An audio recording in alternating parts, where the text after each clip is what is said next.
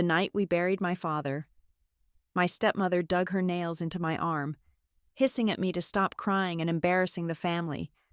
I thought that cruelty would be my haunting memory, but it was actually my grandmother's trembling hand slipping a heavy black metal card into my bag by the open grave. She whispered that when they tried to erase me, I must use it. 1 year later, standing in court as the defendant, I am finally ready. My name is Callie Rhodes, and I am 32 years old. The air inside the Ravenwood County Courthouse always smells the same. A stale cocktail of floor wax, old paper, and high-stakes desperation. I know this scent better than the perfume my stepmother has drenched herself in today. Usually, I stride through these double oak doors with a rolling briefcase in one hand and a stack of indictments in the other, my heels clicking a rhythm of imminent justice on the marble floors. I am a prosecutor for the Ravenwood Special Prosecution Unit. My job is to hunt down financial predators, the kind of people who think a well-tailored suit and a complex shell company can hide the rot in their souls. But today, I am not the hunter. I am the prey. I sit at the defendant's table, my hands folded tightly in my lap to stop them from shaking. To my right sits Noah Calder, my attorney and the only person in this room who knows the full weight of the secret resting at the bottom of my leather handbag. Across the aisle, the performance has already begun. Tessa, my stepmother, is a vision of carefully curated grief. She is wearing black, of course, a shade of midnight that must cost more than my first car. The fabric clings to her in a way that suggests fragility, though I know for a fact that the woman has the constitution of a cockroach and the moral compass of a shark. She dabs at dry eyes with a lace handkerchief, leaning slightly toward her lawyer, Bryce Marlowe. Marlowe is exactly the kind of shark I usually gut in cross-examination. He is wearing a suit that is too shiny and a smile that is too white. He is playing to the gallery, to the handful of reporters who have sniffed out the blood in the water. "This is a tragedy," Marlowe is saying, his voice pitched just loud enough to carry to the press bench without technically shouting. "A classic case of elder abuse, a granddaughter manipulating a senile old woman, twisting a grandmother's love to cut out the grieving widow and the devastatingly heartbroken son." I flinch inwardly. He's talking about my father, Greg, my father, who is not here because he is 6 feet under the wet earth of the cemetery on the hill. My father, whose complicity hangs over Tessa's shoulder like a ghost, haunting this courtroom just as much as he haunted my childhood. "Ignore him," Noah whispers, leaning close to my ear. "He is trying to rattle you. He knows his case is thin." "He's doing a good job," I murmur back. "We expected this, Callie," Noah says, sliding a document across the table toward me. "But you need to see this. They filed an emergency motion this morning." I look down at the paper.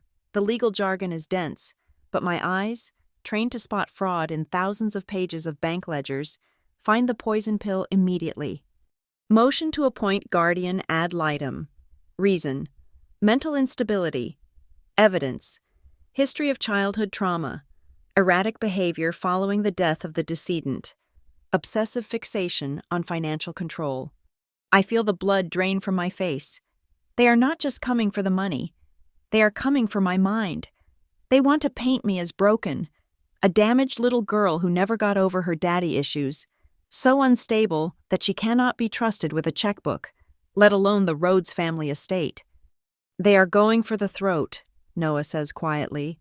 "They want to prove you are unfit, that your trauma makes you incompetent." My hand instinctively moves to my purse on the floor beside me. Through the thick leather, I can feel the outline of it, a card, not plastic, but metal, heavy, cold. My mind snaps back to that night. 1 year ago, the smell of wet earth and lilies is suddenly suffocating. Flashback. It was raining. Of course it was raining. The kind of miserable, gray drizzle that makes a funeral feel less like a ceremony and more like an endurance test. I stood by the open grave, watching the mahogany casket being lowered. My father was inside, the man who had let Tessa turn our home into a cold storage facility for her ego. I was crying, ugly, gasping sobs that I could not hold back. I was not crying because he was a saint. I was crying because I was grieving the father I never had. The relationship we never fixed. Suddenly, a hand clamped onto my upper arm. Fingers dug into my bicep like talons. "Stop it," a voice hissed in my ear. "Tessa?" I turned to look at her. Her face was a mask of fury, her makeup flawless, her eyes hard as flint. "You are making a scene," she spat, her voice a low growl that only I could hear. "Pull yourself together. Callie, do not embarrass this family in front of the important guests. Look at you. You are pathetic." The pain in my arm flared. She was squeezing hard enough to bruise. I tried to pull away, but her grip tightened. She raised her other hand, her palm flat, poised to strike. It was a reflex for her, a quick, sharp correction to silence the inconvenient child. "Do not," a voice cut through the rain. Tessa froze. We both looked up. My grandmother, Evelyn Rhodes, stood there. She was leaning heavily on her cane, her silver hair plastered to her forehead by the rain, but her eyes were burning. She did not shout. She did not scream. She just looked at Tessa with a cold, terrifying clarity. "Do not ever touch her again," Evelyn said. Tessa's hand hovered in the air for a second, trembling with unreleased violence. Before she snatched it back, she smoothed her dress, forced a tight, fake smile, and turned back to the crowd, instantly transforming back into the grieving widow. Evelyn stepped closer to me. Her hand, warm and soft, found mine. She did not offer empty platitudes. Instead, she pressed something into my palm and guided my hand into my open bag. "When they come back to erase you," she whispered, her voice fierce and raspy, "use this, and do not hesitate." I looked down into my bag. Sitting there, stark against the lining, was a black metal card. No bank logo, no numbers on the front, just a sleek, matte black surface that seemed to absorb the light. End flashback. "All rise." The bailiff's booming voice yanks me back to the present. The door behind the bench opens, and Judge Miriam Lockwood sweeps into the room. The atmosphere in the courtroom shifts instantly. Judge Lockwood is a legend in Ravenwood. She is 60 years old, sharp as a razor, and has absolutely zero tolerance for theatrics. I have argued a dozen cases in front of her. I have sent fraudsters to prison under her gavel. She knows me. She knows I am precise, ethical, and relentless. Tessa does not know this. Tessa thinks this is a performance. She thinks if she cries pretty enough, she wins. Judge Lockwood takes her seat, adjusts her glasses, and looks down at the docket. Then, her eyes scan the room. They land on Tessa, then on Marlowe, and finally, they rest on me. There is a flicker of surprise in her eyes, not pity, recognition. "Good morning," Judge Lockwood says, her voice calm. "We are here for the matter of the estate of Evelyn Rhodes. Rhodes v. Rhodes." She pauses, looking directly at me. "Ms. Rhodes, I am accustomed to seeing you standing at the other table." "I am accustomed to being there, Your Honor," I reply. Standing up, my voice is steady. "Today, I am simply a citizen defending her grandmother's wishes." "Sit down, Ms. Rhodes," the judge says, but her tone is respectful. I sit. I glance across the aisle. Tessa's smile has faltered. She leans toward Marlowe, whispering frantically. She has realized something is wrong. The dynamic has shifted. The judge is not looking at me like I am an unstable child. She is looking at me like a colleague. Marlowe stands up, buttoning his jacket. "Your Honor, if I may, we have filed a motion regarding the defendant's competency, given the sensitive nature of the family history and Ms. Rhodes's erratic behavior at her father's funeral." "I have read the motion. Mr. Marlowe," Judge Lockwood cuts him off. She does not look up from her papers. "You are alleging that a woman who successfully prosecuted the breaking of the largest Ponzi scheme in this county's history 3 months ago is mentally unfit to manage a trust?" Marlowe stammers, "Well, Your Honor, professional capacity and personal emotional stability are 2 different things. The trauma of losing her father and grandmother in quick succession is a human experience, Mr. Marlowe, not a clinical diagnosis. The judge snaps. Unless you have a signed affidavit from a psychiatrist who has actually examined Ms. Rhodes recently, I am inclined to view this motion as a fishing expedition. Tessa looks furious. The poor widow act is slipping. Her eyes dart to me, narrowing with that familiar venom I remember from childhood. How dare you? Her eyes say, how dare you have power here? I touch my purse again. The card feels warmer now. Noah stands up. It is time.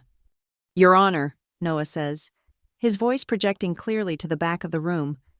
The plaintiff is operating under a significant misunderstanding of the facts. They are contesting the will based on the assumption that Ms. Rhodes coerced her grandmother into leaving her the family home and a standard savings account. However, that is only the surface. Tessa stiffens. The estate in question, Noah continues, is not merely a house and a bank account. Ms. Evelyn Rhodes established a multi-tiered trust structure 5 years ago. My client, Callie Rhodes, is not just the beneficiary. She is the sole executor and the holder of the primary control key for the entire asset portfolio. Silence descends on the courtroom. Tessa's mouth opens slightly. She did not know. She thought she was fighting for a slice of a pie she could see. She had no idea the pie was just a crumb of the bakery. A multi-tiered trust? Marlowe asks, his slick demeanor cracking. We were not informed of this during discovery, because the trust only activates upon a challenge to the primary will, Noah says smoothly. It is a poison pill clause, Your Honor. Evelyn Rhodes anticipated exactly this scenario. She explicitly structured her assets to remain dormant unless her competency was challenged by specific family members. I watch Tessa's face turn a pale, sickly shade of gray. She looks at me, and for the first time, I see fear. Real fear. She realizes she has walked into a trap laid by a dead woman. I look back at her, and I let myself smile. Just a little. It is not a nice smile. It is the smile I wear when I find the hidden ledger that sends a CEO to federal prison for 20 years. You thought you could bully me. I think you thought you could slap me into silence like you did when I was 8. But Grandma saw you. She saw you clearly. Judge Lockwood leans forward, intrigued. Mr. Calder, are you telling me that the deceased set up a legal mechanism that is triggered by her own son and daughter-in-law suing her estate? Exactly, Your Honor, Noah says. And the access to these tiers, the proof of where the money came from, where it went, and who tried to take it, is secured by a physical key in my client's possession. All eyes turn to me. I do not flinch. I reach into my bag. My fingers close around the cool metal of the black card. I pull it out. It catches the courtroom lights, sleek, ominous, and undeniable. I place it gently on the defense table. It makes a heavy thunk sound, like a gavel hitting a block. This, I say, my voice ringing out in the silence, is the key to the Aurora Trust, and if my stepmother wants to discuss my grandmother's mental state, I suggest we start by opening the files this card protects. Tessa looks at the card like it is a venomous snake. Marlowe is whispering furiously to her, but she is not listening. She is staring at the black rectangle, and she knows. Deep down, she knows that whatever is in there is not going to get her a payout. It is going to destroy her. The judge looks at the card, then at Tessa, and finally at me. She nods, a slow, deliberate movement. Very well, Judge Lockwood says. Before I make any ruling on the validity of the will, this court orders a full forensic accounting of the assets linked to that key. And Mr. Marlowe? Yes, Your Honor. Marlowe sounds deflated. If I find that this lawsuit was brought in bad faith to harass the defendant, I will be looking very closely at who is paying your fees. Is that understood? Understood, Your Honor. Tessa shrinks back into her seat. The confident, grieving widow is gone. In her place is a woman who realizes she has brought a knife to a nuclear war. I look at the black card on the table. I can almost hear Evelyn's voice, dry and amused, whispering in my ear, "Told you it would come in handy." Darling. I take a deep breath. I do not feel like crying today.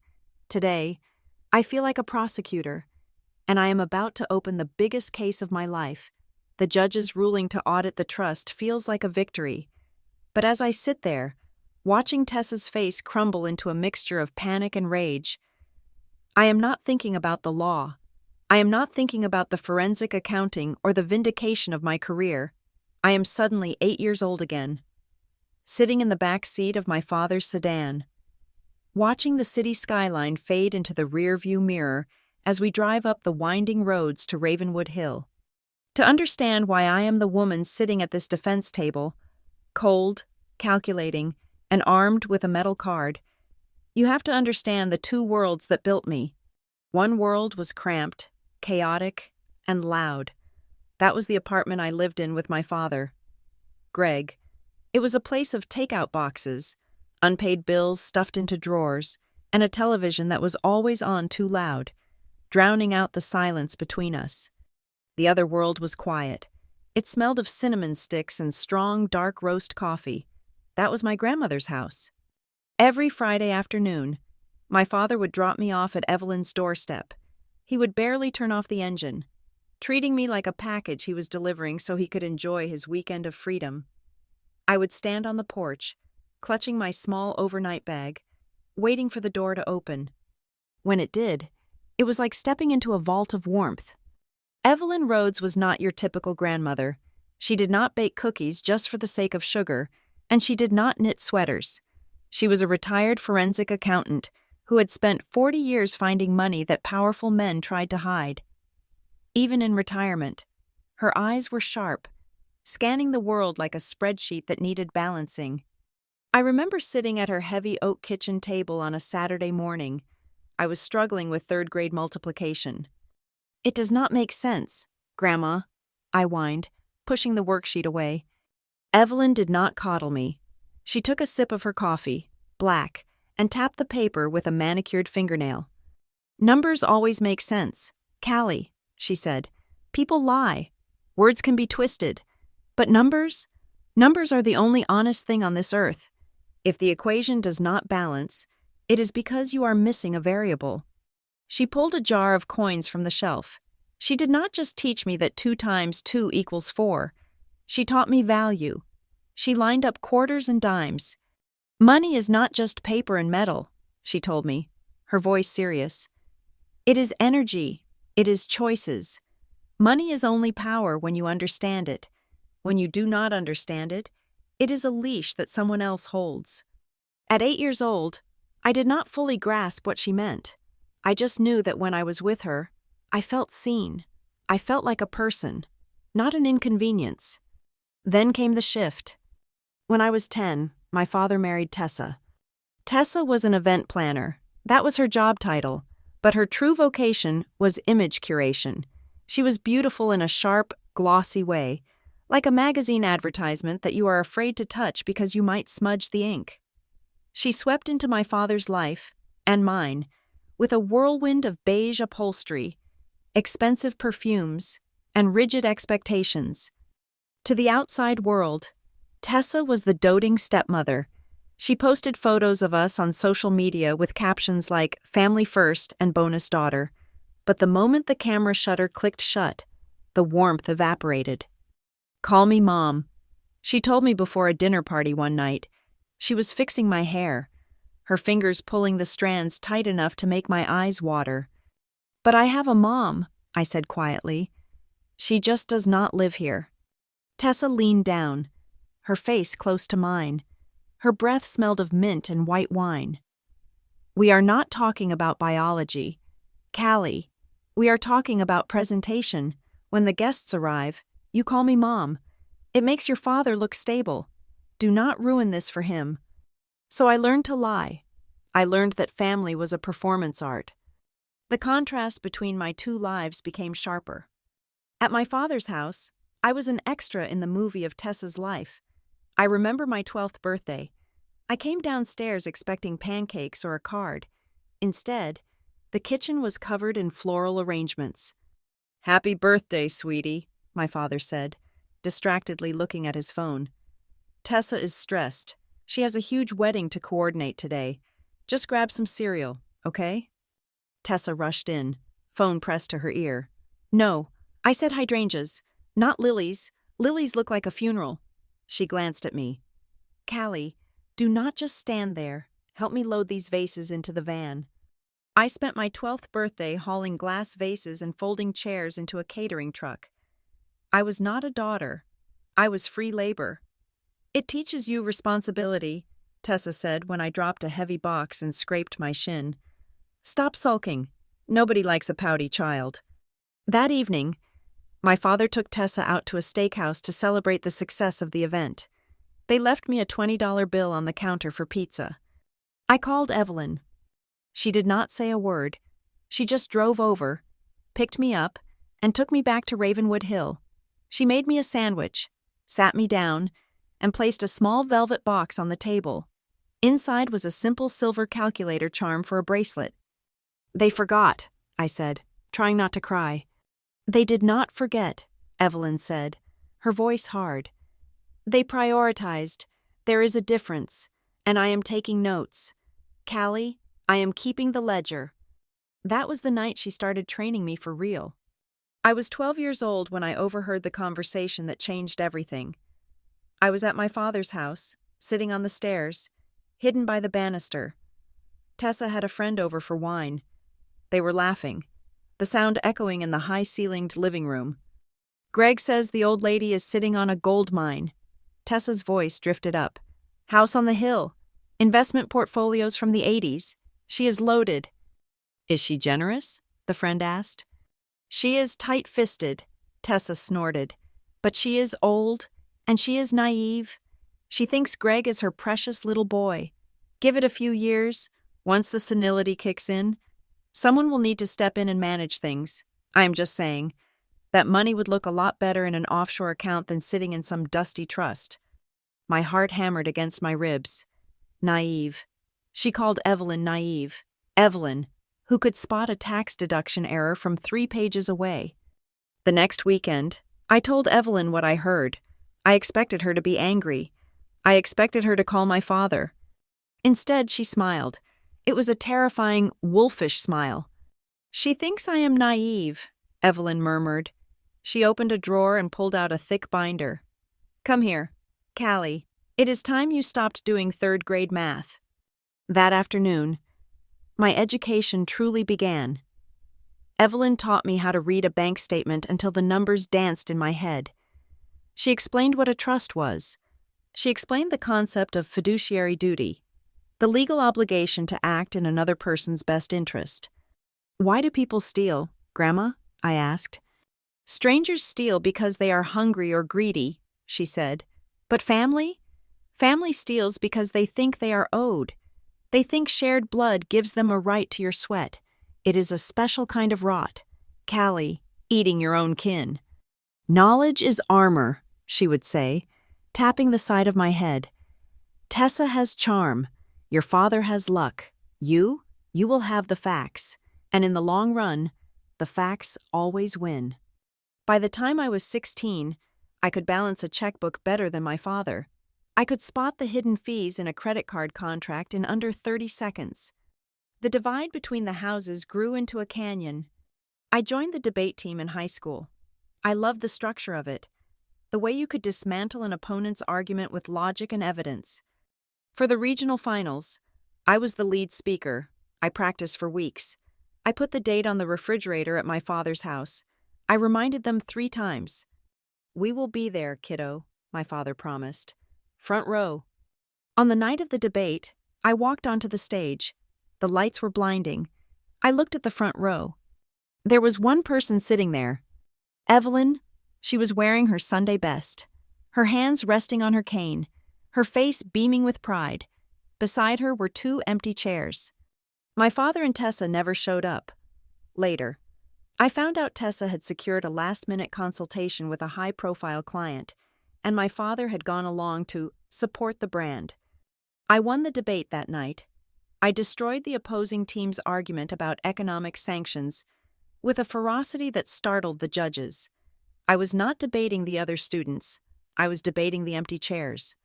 Driving home, Evelyn did not make excuses for them. She did not say, "They love you in their own way." She said, "You have a gift for the truth. Callie, you could use that." "I want to put bad people in jail," I said, staring out the window. "People who lie about money." "A prosecutor." Evelyn nodded. "I like the sound of that. Just remember, the hardest cases are not the ones with the most zeros. They are the ones where you know the defendant's middle name." As the years went on, Evelyn began to slow down. Her walk became more fragile. Her hands trembled when she held her coffee cup. That was when Tessa started visiting. Suddenly, the stepmother who could not be bothered to pick me up from school was showing up at Ravenwood Hill with baskets of organic muffins. She would bring her phone, snapping selfies with Evelyn, spending quality time with Mom. The captions read, "So blessed to have her wisdom." I was in law school by then, visiting Evelyn every weekend to help her with bills and medication. I watched Tessa work. Tessa would sit in the living room, talking loudly, but she never asked, "How are you feeling, Evelyn?" Or, "Do you remember when Grandpa built this porch?" Instead, it was, "Greg is worried about the upkeep of this big house. Mom, maybe we should look at downsizing? Liquidating some assets to make your life simpler?" Evelyn would play along. She would nod vaguely, pretending to lose her train of thought. "Oh, I do not know, dear. It is all so confusing." But the moment Tessa left, the fog would clear from Evelyn's eyes. "Did you see her look at the antique clock?" Evelyn would chuckle. She was not admiring the craftsmanship. She was calculating the auction value. "Why do you let her come here?" I asked, angry on her behalf. "Why do you let her pretend?" "Because you keep your friends close, and your auditors closer." Evelyn winked. "Let her think I'm a confused old woman. Let her think the gate is open. It makes it so much funnier when she runs into the wall." One night, during my final year of law school, I was studying late at Evelyn's kitchen table. My father had called earlier to ask for a small loan to cover a bad investment, using guilt as his primary currency. I was feeling the weight of it all, the constant taking, the emotional vacuum of my father's house. Evelyn sat down opposite me. She looked tired. Her skin was like parchment paper. "They are going to come for you, Callie," she said softly. I looked up. "Who?" "Your father, Tessa. When I am gone, they have spent 20 years waiting for a payday. They think it is their turn." "I can handle them," I said, though my voice wavered. "You can handle them legally," Evelyn said. "But can you handle them emotionally? That is the trick. They will use your grief against you. They will use your desire to be loved against you." She reached across the table and took my hand. Her grip was weaker than it used to be, but the warmth was the same. "There are people in this world who treat relationships like transactions," she said. "They only remember they have family when it is time to read the will. Promise me something, Callie." "Anything," I whispered. "Promise me you will remember who you are before that day comes. You are not Greg's disappointment. You are not Tessa's unpaid intern. You are my granddaughter. And you are the smartest person in any room you walk into. Do not let them write your story." "I promise," I said. "Good," she nodded, staring into the dark corners of the kitchen. "Because I have made some arrangements, and when the time comes, you are going to need to be very, very brave." I did not know then about the black card. I did not know about the layers of trusts or the traps she was setting.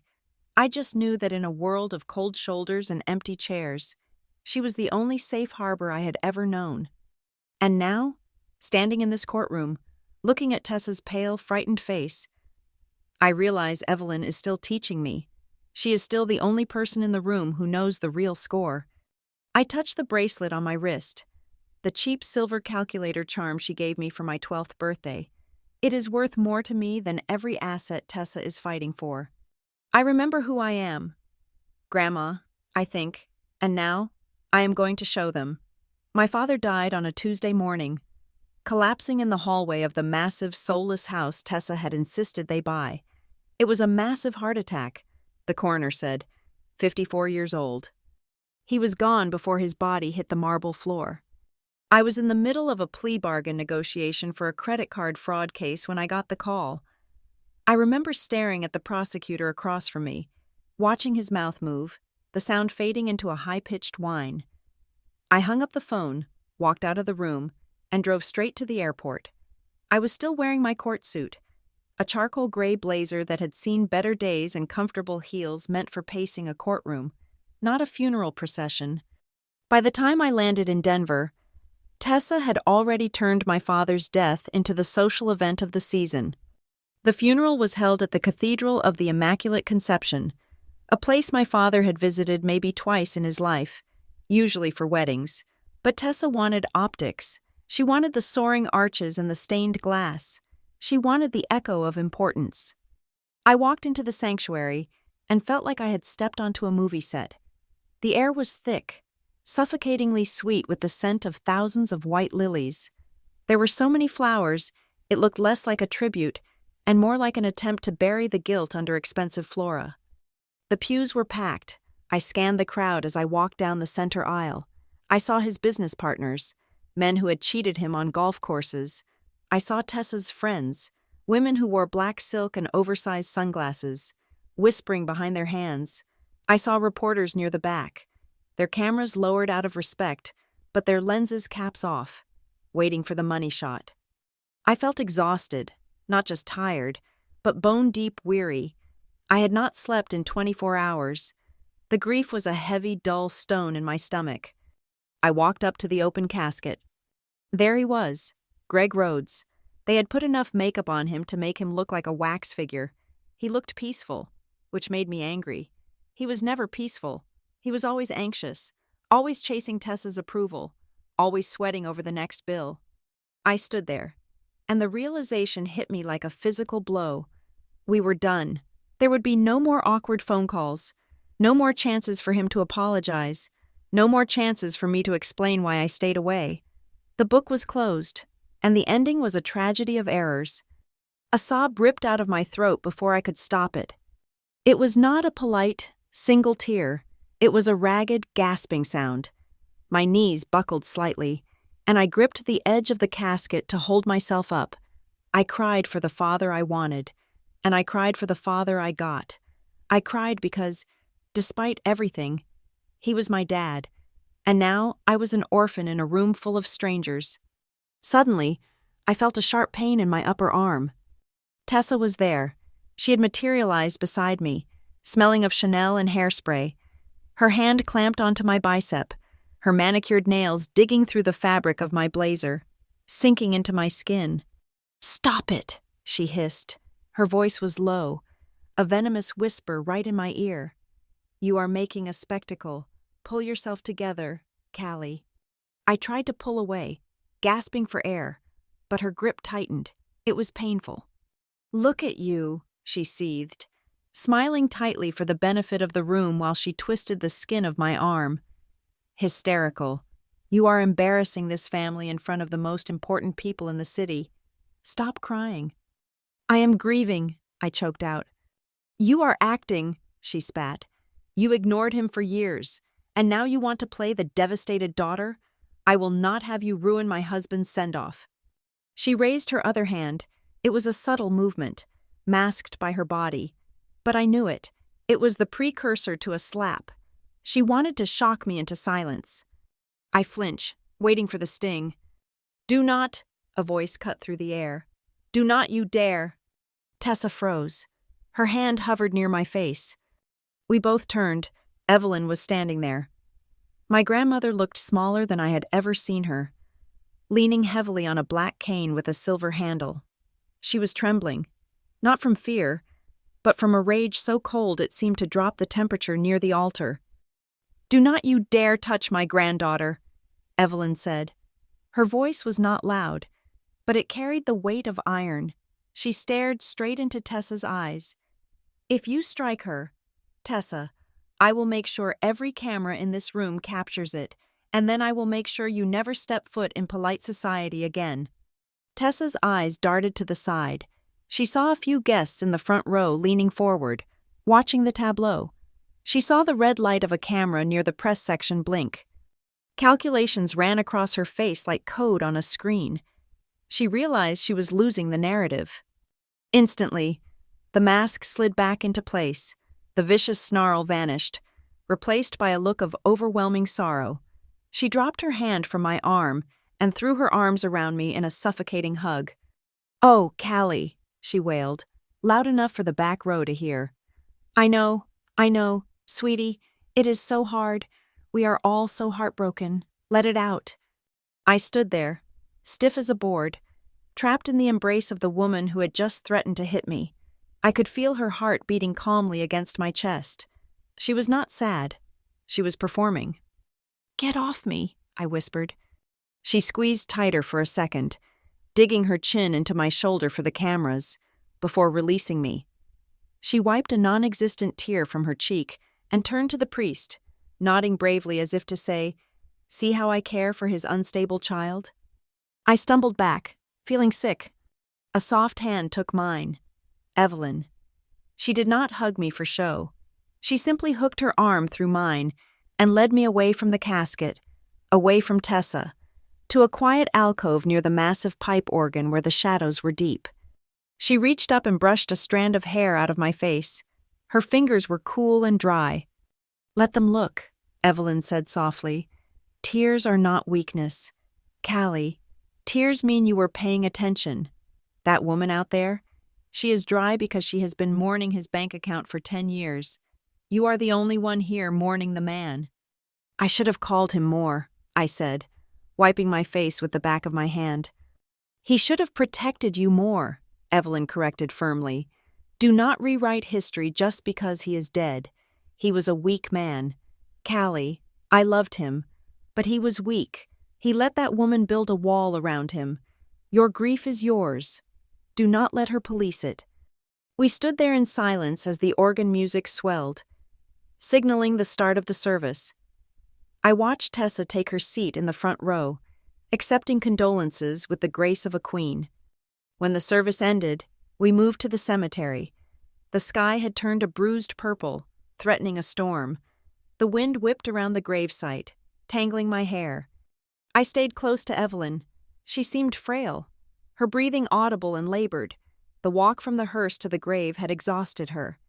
As the coffin was lowered, Tessa threw a single red rose onto the lid. It was a perfect cinematic gesture. I just stood there, feeling empty. When the crowd began to disperse, heading toward the limousines that would take everyone to the reception, a catered affair that reportedly cost $20,000, Evelyn pulled me back. "Walk me to the car, Callie," she said. "I cannot stomach the reception. I am going home." We walked slowly across the uneven grass toward the parking lot. The driver of her vintage town car was waiting, holding the door open. But before she got in, Evelyn stopped. She leaned against the car, looking at me with an intensity that unsettled me. "Callie," she said, "listen to me. Listen closely." "I am listening, Grandma." "Tessa is going to move fast," she said.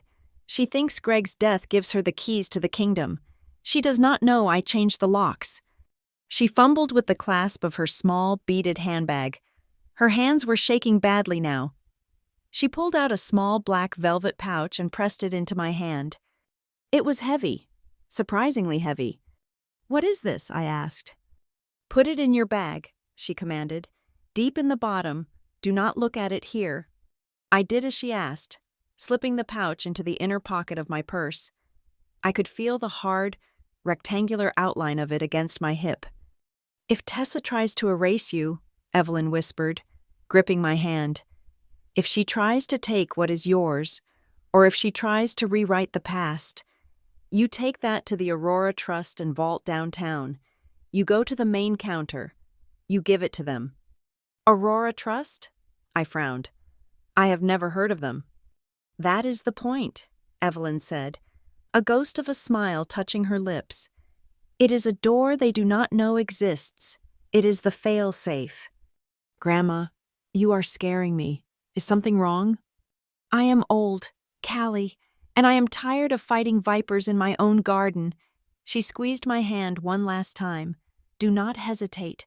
When the time comes, you use it. Promise me." "I promise," I said, though I did not understand what I was promising. She got into the car. As the window rolled up, I saw her lean her head back against the seat, closing her eyes. She looked small. She looked finished. I drove back to my apartment that night and took the object out of the velvet pouch. It was a card. Metal, matte black, no numbers, no name, no expiration date, just a magnetic strip on the back and a small, intricate chip embedded in the corner. It felt cold in my hand, like a piece of ice that refused to melt. I put it back in the pouch and shoved it into the back of my sock drawer. I did not want to think about it. Thinking about it meant admitting that Evelyn was preparing for the end. But the end came faster than I expected. 2 weeks after the funeral, Evelyn's health fell off a cliff. It started with a fall in her kitchen, then a series of confused episodes that Tessa was all too eager to recount to anyone who would listen. Tessa descended on Ravenwood Hill like a vulture sensing weakness. She fired Evelyn's longtime nurse and hired a private agency. She started spending her days at the house, managing affairs. I tried to intervene, but I was buried in a massive fraud trial at work. I drove up every evening, but by the time I got there, Evelyn was often sedated or sleeping.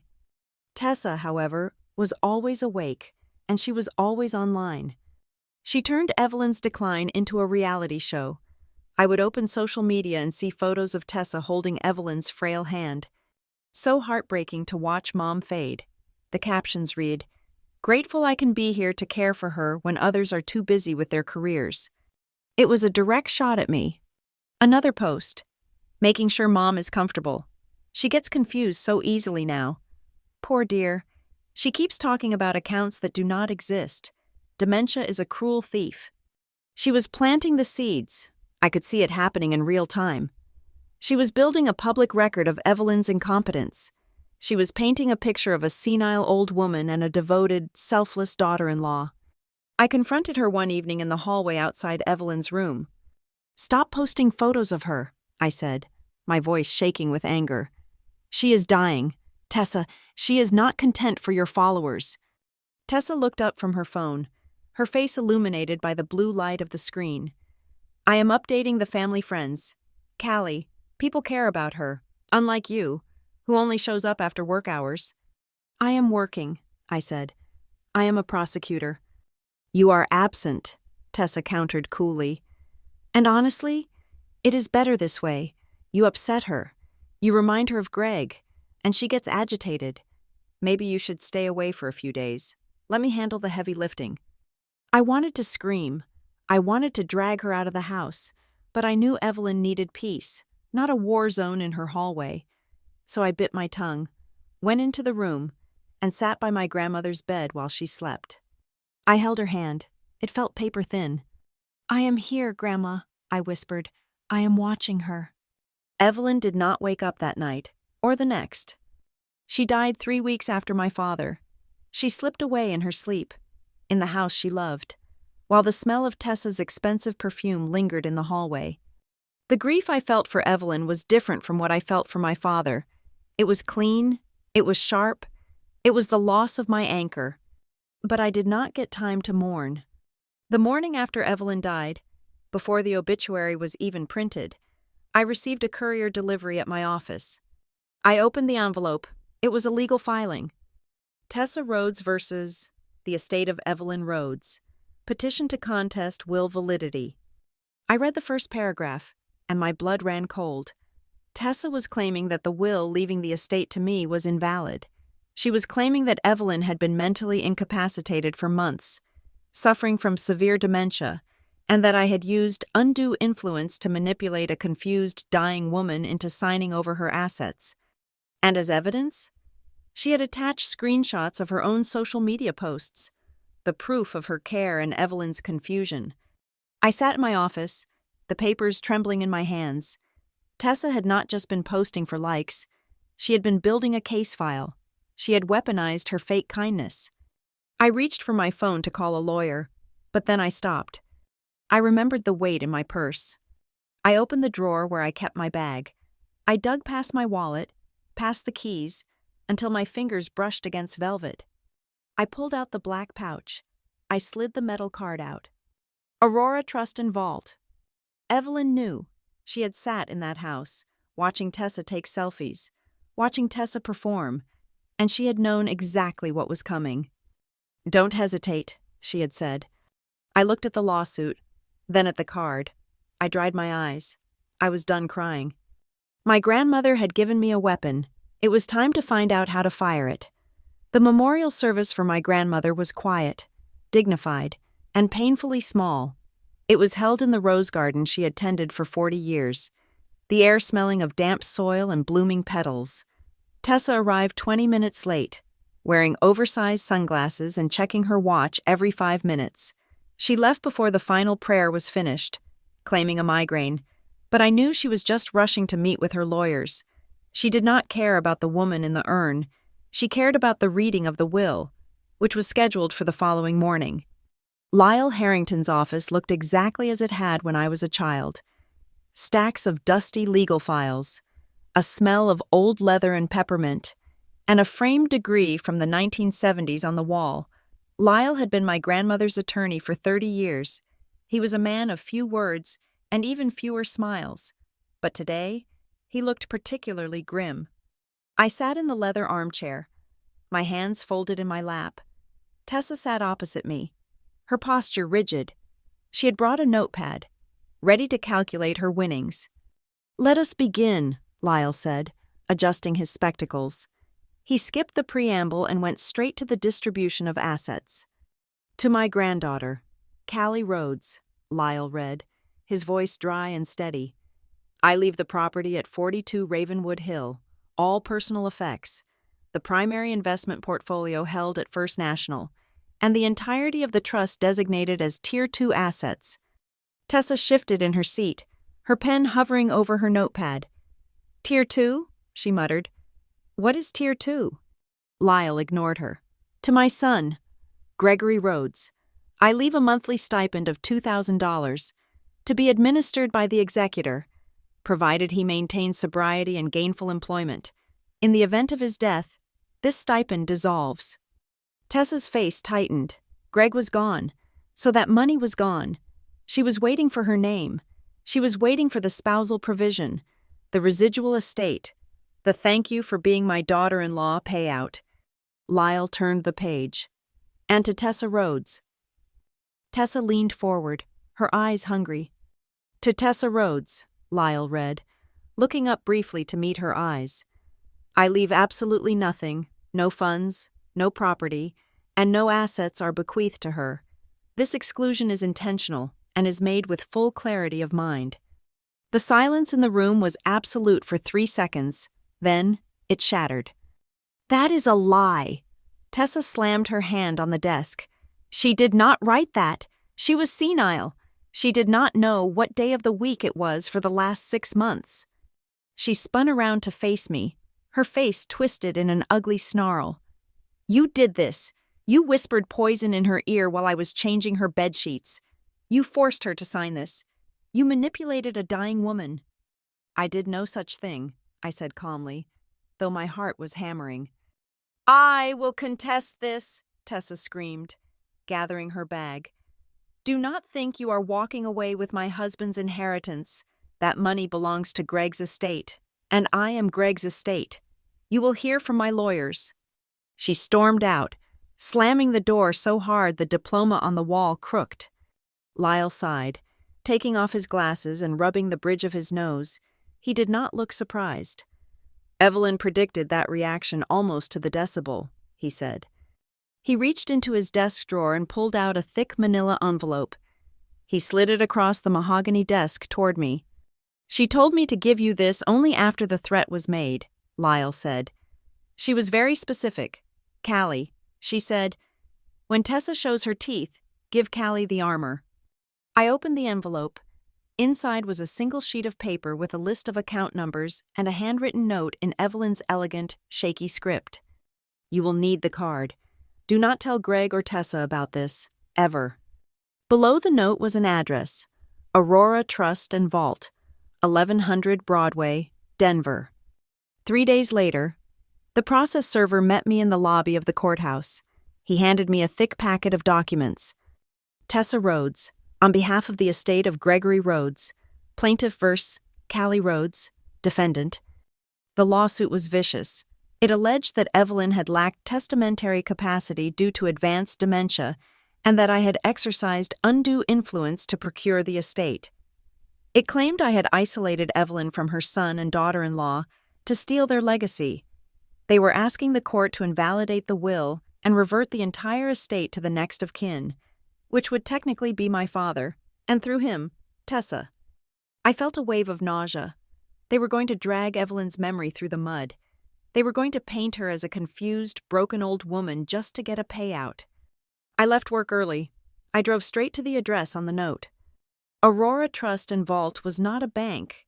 It was a fortress. The building was gray stone, windowless on the ground floor, with a heavy steel door that looked like it belonged on a bunker. There was no sign, just a small brass plaque with the name. I walked into the lobby. It was silent, cool, and minimalist. A single man stood behind a high marble counter. He wore an impeccable suit and looked at me with polite indifference. "May I help you?" he asked. "I am here to access a box," I said. "Do you have an appointment?" "No," I said, "but I have this." I reached into my bag and pulled out the heavy black metal card Evelyn had given me at the funeral. I placed it on the marble counter. The man looked at the card. His indifference evaporated instantly. He stood up straighter, his eyes widening slightly. He did not touch the card immediately. He looked at me, then back at the card, with a new expression, respect, and perhaps a little bit of fear. "One moment, please, Ms. Rhodes," he said. He did not ask for my name. He knew who I was simply by the existence of the card. He typed a sequence into his terminal, then came around the counter. "Please come with me. Mr. Sterling, the facility director, will handle this personally." I was led through a series of heavy security doors, each one requiring a biometric scan, until we reached a private viewing room lined with velvet. A moment later, an older man with silver hair entered. This was Mr. Sterling. "Ms. Rhodes," he said, extending a hand. "We have been expecting you. Your grandmother was a remarkable woman." "You knew her?" I asked. "Evelyn Rhodes was one of our founding clients," he said. "She understood the value of privacy and preparation." He gestured to a panel on the wall. He asked me to insert the black card. I did. A panel slid open, revealing a steel safety deposit box. "Mr. Sterling placed it on the table and left the room, closing the door to give me privacy. My hands trembled as I opened the lid. Inside, there was no cash. There were no diamonds. Instead, there was a sleek, high-end tablet, a stack of bound documents, and a second card. This one was smaller, thinner, and labeled Control Key in gold lettering. I picked up the documents first. They were medical certificates, dozens of them, dated every month for the last 5 years, right up until 2 weeks before she died. Each one was a comprehensive cognitive evaluation signed by top neurologists in the state. They detailed her memory recall, her reasoning skills, her logic processing. Patient exhibits superior cognitive function for age group. No signs of dementia. Decision-making capacity is intact and acute. I stared at the papers. Evelyn had not just been visiting doctors for her health. She had been building a fortress of evidence. She had recertified her sanity every single month, knowing that one day Tessa would call her crazy. I picked up the tablet. It roared to life the moment I touched it. There was a video file queued up. The thumbnail was Evelyn, sitting in her favorite armchair, wearing her blue silk blouse. I pressed play. "Hello, Callie." Evelyn's voice filled the small room. She looked strong in the video, her eyes sharp. "If you are watching this, it means Greg is gone, and Tessa has filed a lawsuit. I assume she is using the words undue influence and incapacity. She always did lack imagination." Evelyn leaned into the camera. "I knew they would come for you, my dear. There are people who only remember they are children when they smell money. I did not want you to fight them with empty hands. This trust, Evelyn continued, is structured as a multi-tiered defense mechanism. The assets everyone knows about, the house, the basic portfolio, are the bait. But the real wealth, the family legacy I built over 40 years, is in the Tier 2 assets, and this vault holds the key. The documents in this box prove I was of sound mind. The ledgers on this tablet track every penny Greg and Tessa ever borrowed, stole, or guilted out of me. Every failed business, every emergency loan they never paid back. It is all documented. Dates, times, amounts, and the lies they told to get it. Evelyn smiled, a fierce, protective look that made my throat tight. This is not just a savings account. Callie, this is a trap. The trust has a clause. If any beneficiary contests the will on the grounds of my mental capacity, the control key activates the forensic audit protocol. It releases all this data to the executor, to you. You do not have to defend yourself. Callie, you just have to trigger the trap. Use the control key. Let the trust fight for you. Do not let them take a single dime that they did not earn. The screen went black. I sat there in the silence of the vault, tears streaming down my face. I had felt so alone in this fight. I had felt like a grieving daughter being bullied by a greedy stepmother. But I was not alone. Evelyn was right here. She had seen the future. She had looked at her own son and daughter-in-law, seen the rot in their hearts, and instead of despairing, she had prepared. She had turned her legacy into a weapon. I picked up the thin control key. It felt warm in my hand. Tessa wanted a war. She wanted to question my grandmother's mind. She wanted to paint me as a manipulator. I wiped my tears. I put the documents, the tablet, and the key into my bag. I walked out of the viewing room. Mr. Sterling was waiting in the hallway. "Did you find what you needed, Miss Rhodes?" he asked. "Yes," I said. My voice was steady. The shaking had stopped. "I need to activate the Tier 2 protocol." "Mr. Sterling nodded, a faint smile touching his lips. "Excellent choice. We will begin the data transfer immediately." I walked out of the Aurora Trust and Vault and into the bright Denver sunlight. I touched the side of my bag. I was not just a defendant anymore. I was the executioner. And Tessa Rhodes had no idea she had just stepped onto the scaffold. The war did not start with a subpoena. It started with a morning talk show. I woke up 3 days after opening the vault to the sound of my phone buzzing against the nightstand. It was vibrating so hard it was practically dancing across the wood.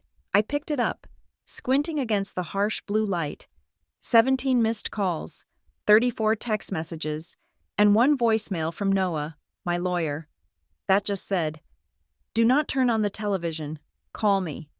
Naturally, I turned on the television. There she was, Tessa.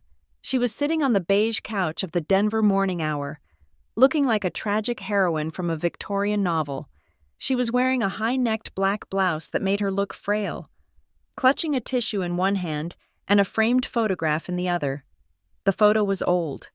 A picture of my father, Greg, holding me when I was 5 years old, back before she had even entered the picture. The chyron at the bottom of the screen read, "Grieving widow fights for family legacy against predatory prosecutor." "I just do not understand it," Tessa was saying, her voice trembling with a perfect, practiced vibrato. "I loved Callie like my own. I raised her. But after Greg died, something snapped in her. She became so cold. She isolated poor Evelyn. She whispered things to her, twisted her mind against us. It is like she forgot who her real family was." The host, a woman with sympathetic eyes and a predatory instinct for ratings, leaned in. "And you are saying she used her legal training to manipulate the will?" "She is a prosecutor," Tessa sniffed, wiping a dry eye. "She knows how to intimidate people. She knows how to twist the law. Poor Evelyn was 80 years old. She did not stand a chance against someone like that. We just want justice for Greg. That is all." I stared at the screen, the coffee in my stomach turning to acid. It was a masterclass in fiction. She had taken the truth, that I was a prosecutor, and Evelyn had left me the estate and twisted it into a narrative that made her the victim and me the monster. I turned off the TV and drove to work, my knuckles white on the steering wheel. The Ravenwood County Courthouse is usually my sanctuary. It is where the rules are clear, where facts matter more than feelings. But as I walked through the security checkpoint that morning, the air felt different. The security guard, a man I had chatted with every morning for 5 years, avoided my eyes. The paralegals whispering near the elevator stopped talking abruptly when I approached. I walked into my office, and there was an envelope sitting on my chair. It was not a case file. It was a summons to the chief prosecutor's office. Dana Mercer does not do small talk. She is a woman who clawed her way to the top of the district attorney's office by being tougher than the criminals and smarter than the politicians. She was sitting behind her desk, looking at a stack of papers that I recognized immediately. They were anonymous complaints. "Sit down, Callie," Dana said. Her voice was not angry, which was worse. It was tired. I sat. "Dana, you have seen the news. You know this is a smear campaign." "I know what it looks like," Dana said, tapping the stack of papers. "But perception is reality in this job. Callie, I have 3 letters here sent to the ethics board this morning. They claim you used police resources to intimidate your grandmother's nurses. They claim you have an obsession with financial control that makes you unfit to handle public funds." "That is a lie," I said, my voice rising. "Tessa is fabricating this. She is trying to force a settlement by attacking my career." "I believe you," Dana said. She took off her glasses and rubbed her eyes. "You are one of the best prosecutors I have. You are ethical to a fault. But Callie, we are a public office.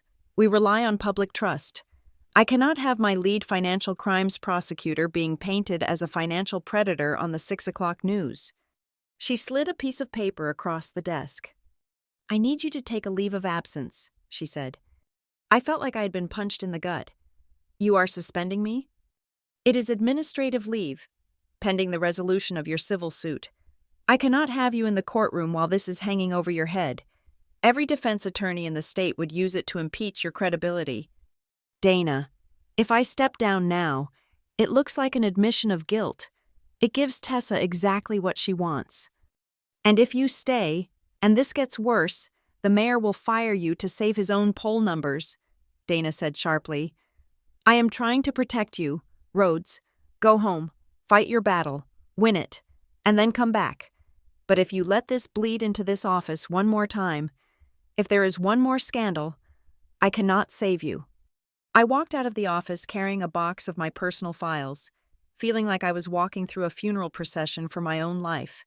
My badge, my gun, my identity, stripped away by a woman who had never worked a legitimate day in her life. I went home and locked the door. I wanted to scream. I wanted to break something. But then my phone buzzed again. It was a notification from a social media app I barely used. A friend from law school had tagged me in a video.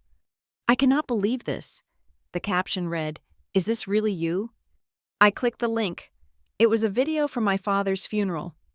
The footage was grainy, clearly shot on a phone from a distance. It showed the moment by the casket. It showed me crying, my shoulders shaking, looking completely unhinged. Then it showed Tessa stepping in.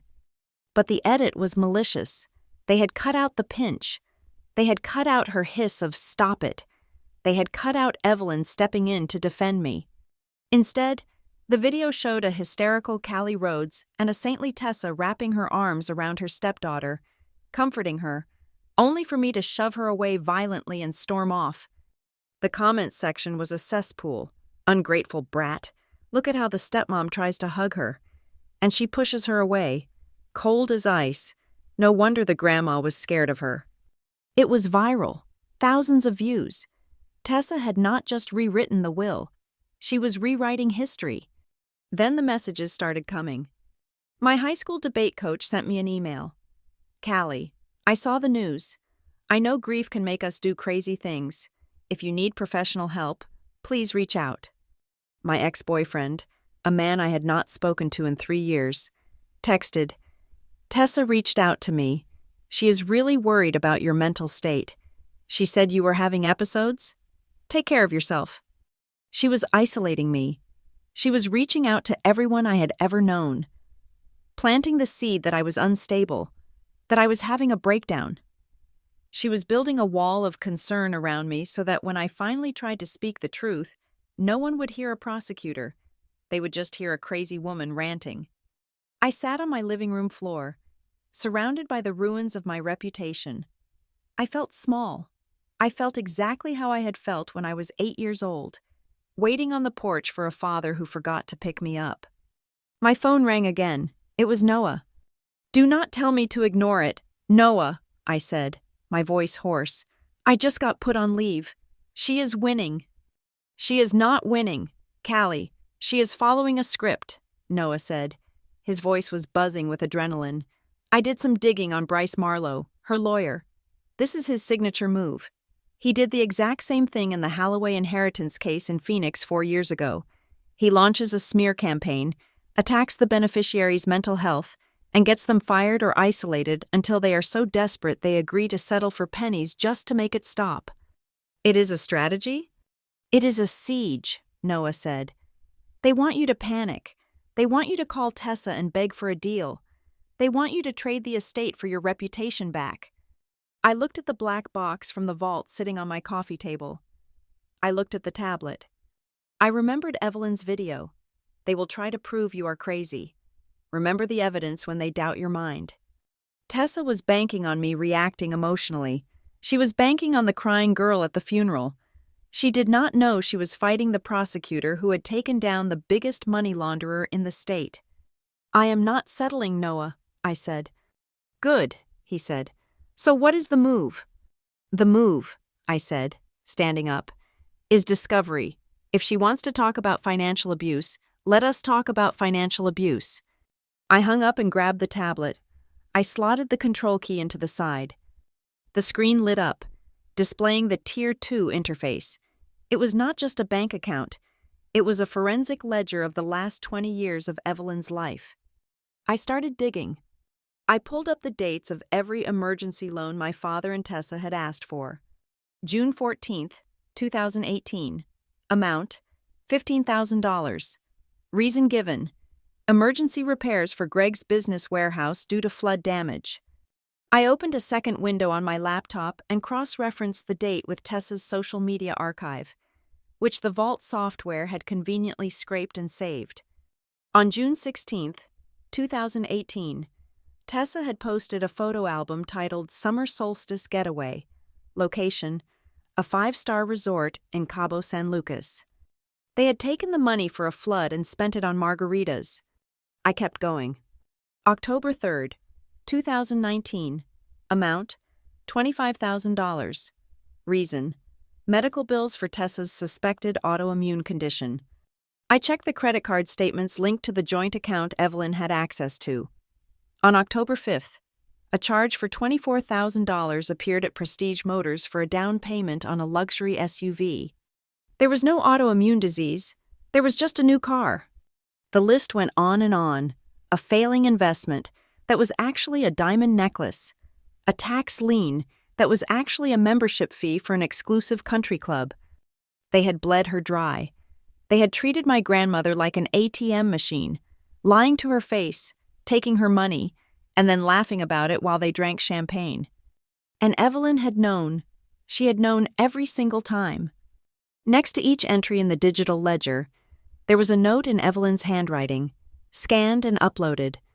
Next to the flood money, she had written, "He thinks I do not check the weather reports. There was no rain in Denver that week. Let him have the fun. It goes on the tab." Next to the medical bills, she had written, "A car. She bought a car with my health money. I hope she enjoys the leather seats. They will cost her a house one day." She had let them steal from her because she was building a case. She was letting them dig a hole so deep that they would never be able to climb out. I spent the entire night working. I built a timeline. I created charts. I overlaid their lies with the financial truth. I treated my own family history like a RICO Act indictment. By the time the sun came up, I had a 60-page dossier that proved Greg and Tessa Rhodes had embezzled nearly $500,000 from Evelyn over the last decade. I stood up and walked to the mirror. My eyes were red-rimmed, and my hair was a mess. I looked tired, but I did not look like a victim anymore. I looked at my nameplate, which I had taken from my office desk. Callie Rhodes, Senior Prosecutor.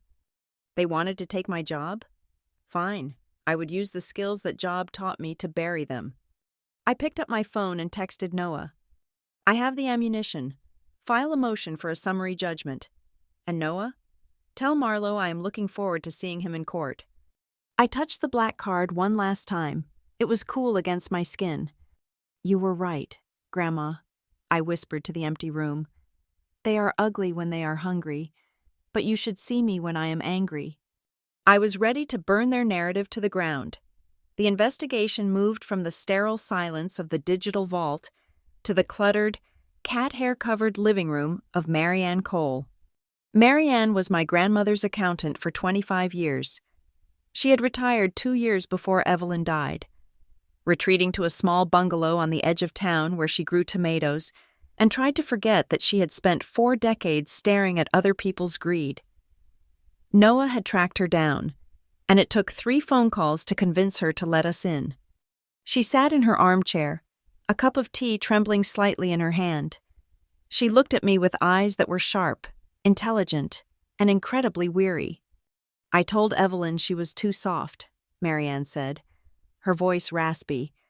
I told her 20 years ago to cut him off. But a mother is a mother, I suppose, even when the son is a leech. We need to know about the loans. Marianne, Noah said gently. We have the bank records, but we need context. Tessa is claiming Evelyn was confused, that she gave the money because she did not know what she was doing. Marianne let out a dry, barking laugh. Evelyn? Confused? That woman could spot a rounding error in a 10-page ledger without her reading glasses. She was never confused. She was resigned. She set her tea down and reached under the cushion of her chair. She pulled out a small, leather-bound notebook. It was worn at the edges, the spine cracked from use. She made me keep this, Marianne said, handing it to me. She called it the shadow ledger. She said, Marianne, the IRS gets the official numbers, but I want you to write down the truth in this. I opened the book. It was filled with Marianne's neat handwriting, documenting decades of transactions. But it was the notes in the margins, Evelyn's dictated notes, that made my breath catch in my throat. August 4th, 2012, $20,000 to Greg Rhodes. Official reason, inventory expansion for business. Evelyn's note. He did not look me in the eye. He smelled like bourbon at 10 in the morning. Tessa waited in the car with the engine running. She did not even come in to say hello. I gave him the check because if I did not, he would have asked to borrow against the house next. I turned the page. December 12th, 2015, $15,000 to Tessa Rhodes. Official reason, charity gala sponsorship. Evelyn's note. She showed me the brochure. It is for a charity she sits on the board of. I know she takes a 10% commission on all donations. I am essentially paying her to look philanthropic. She asked about my cough, but only to see if I had seen a doctor yet. She is checking the expiration date on me. I read through page after page. It was a chronicle of systematic extraction. Every time Greg's business failed, every time Tessa wanted to upgrade her lifestyle, they came to Evelyn with a crisis, and every time, Evelyn paid them, not out of confusion, but out of a calculated decision to keep them at bay. She knew, I whispered. She knew everything. She called it the stupidity tax, Marianne said sadly. She told me once, I pay them enough to keep them away. Marianne, if I give them a crumb, they will not try to steal the loaf until I am dead. Marianne looked at me, her expression hardening. Tessa is evil. Callie, I do not use that word lightly. Greg was weak, but Tessa, she has a hollow place where her conscience should be. She used to call me, pretending to be Evelyn, trying to authorize transfers. I caught her twice. When I told Evelyn, she just sighed and said, "Document it." "We can use this," Noah said, tapping the book. This proves Evelyn was lucid. It proves she was aware of the dynamic. There is more, Marianne said. You should look into Tessa's past. Before she met Greg, Evelyn did. She hired a private investigator about 10 years ago. She never told Greg what she found because she knew he would not believe her. But the report, it should be in that vault of yours. I looked at Noah. We had missed something. We went back to my apartment. I pulled up the Aurora interface on the tablet. I searched for the file name Marianne had suggested. Tessa background check 2010. I opened it. As I read, the picture of my stepmother shifted from a greedy opportunist to something much darker, a professional predator. According to the report, Tessa had been involved in 2 previous inheritance disputes, one in California, 15 years ago, involving an aunt, another in Nevada, involving a brief first marriage that ended with the husband's sudden death. In both cases, the pattern was identical. She moved in, isolated the target, feigned extreme devotion, and then, when the will did not go her way, she sued, claiming mental incapacity and undue influence by other family members. In both cases, she settled out of court for a substantial sum because the families ran out of money to fight her. She is a serial litigant, Noah said, pacing my living room. This is her job. She finds a target, embeds herself, and then extracts value through litigation. We need to talk to the victims, I said. The California family had vanished, but the Nevada case listed a sister of the deceased husband, Lydia Heron. We tracked her down to a small trailer park outside of Las Vegas. She agreed to a video call only after I told her I was Evelyn's granddaughter and I was fighting Tessa. When Lydia's face appeared on the screen, I saw a woman who looked 10 years older than her actual age. Her eyes were tired, and there was a bitterness in the set of her mouth that I recognized. I wondered when she would surface again, Lydia said, her voice cracking over the bad connection. I saw the news about your dad. I figured it was only a matter of time before she started crying on camera. She is suing me, I said.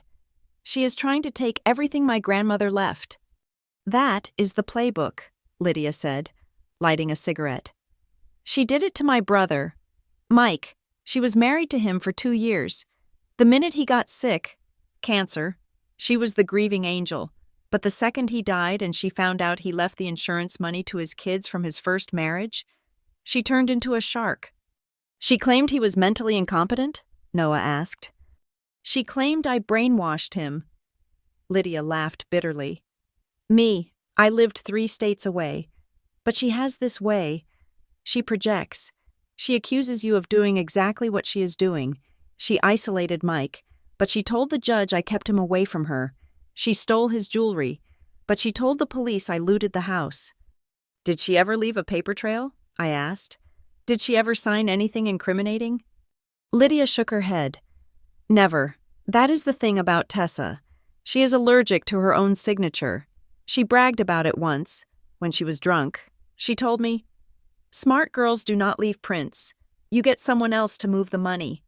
She used Mike's phone to make transfers. She used his email to send instructions to the bank. She keeps her hands clean. I felt a chill go down my spine. She used Greg, I realized.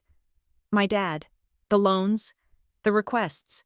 They always came from him. Even if she was the one spending it, he was the one asking. She finds a host, Lydia said, blowing smoke at the camera. And she eats them from the inside out. Listen to me. Honey, do not settle. I settled because I could not afford the lawyers. She took half of what Mike left for his kids, and she bought a condo in Aspen. If you have the means, you bury her, for Mike, and for your dad. We ended the call. The room felt heavy with the weight of the revelation. This was not just a family feud.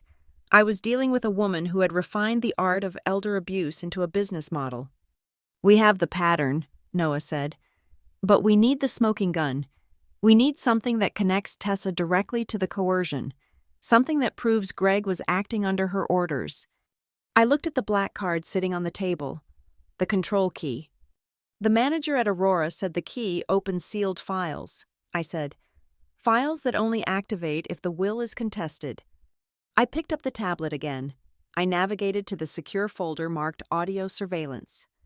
My heart hammered. Evelyn had recorded them. I clicked on a file dated 6 months ago.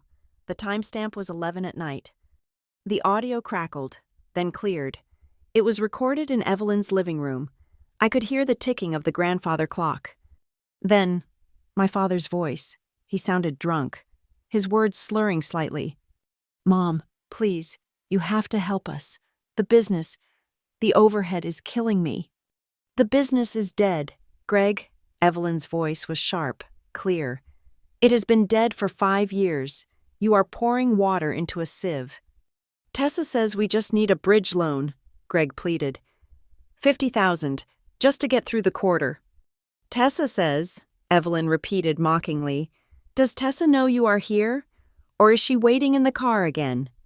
A pause, then a heavy sigh from Greg. "She is pushing me. Mom, she says if I do not come back with the check, we are going to lose the house. She says I am a failure, that I cannot provide. She is manipulating you, Greg. She is spending money you do not have, and then sending you here to beg for it." "I know." Greg's voice rose, cracking with desperation. "I know, okay? I know she's using me. I know she cares more about the country club membership than she cares about me. But I cannot live with the screaming. Mom, you do not have to live with her. The silence, the coldness. It is worse than the screaming. I just need peace." I closed my eyes, tears leaking out. Hearing him admit that he knew he was being used, but was too weak to stop it, broke my heart all over again. "I am not giving you the money, Greg," Evelyn said firmly.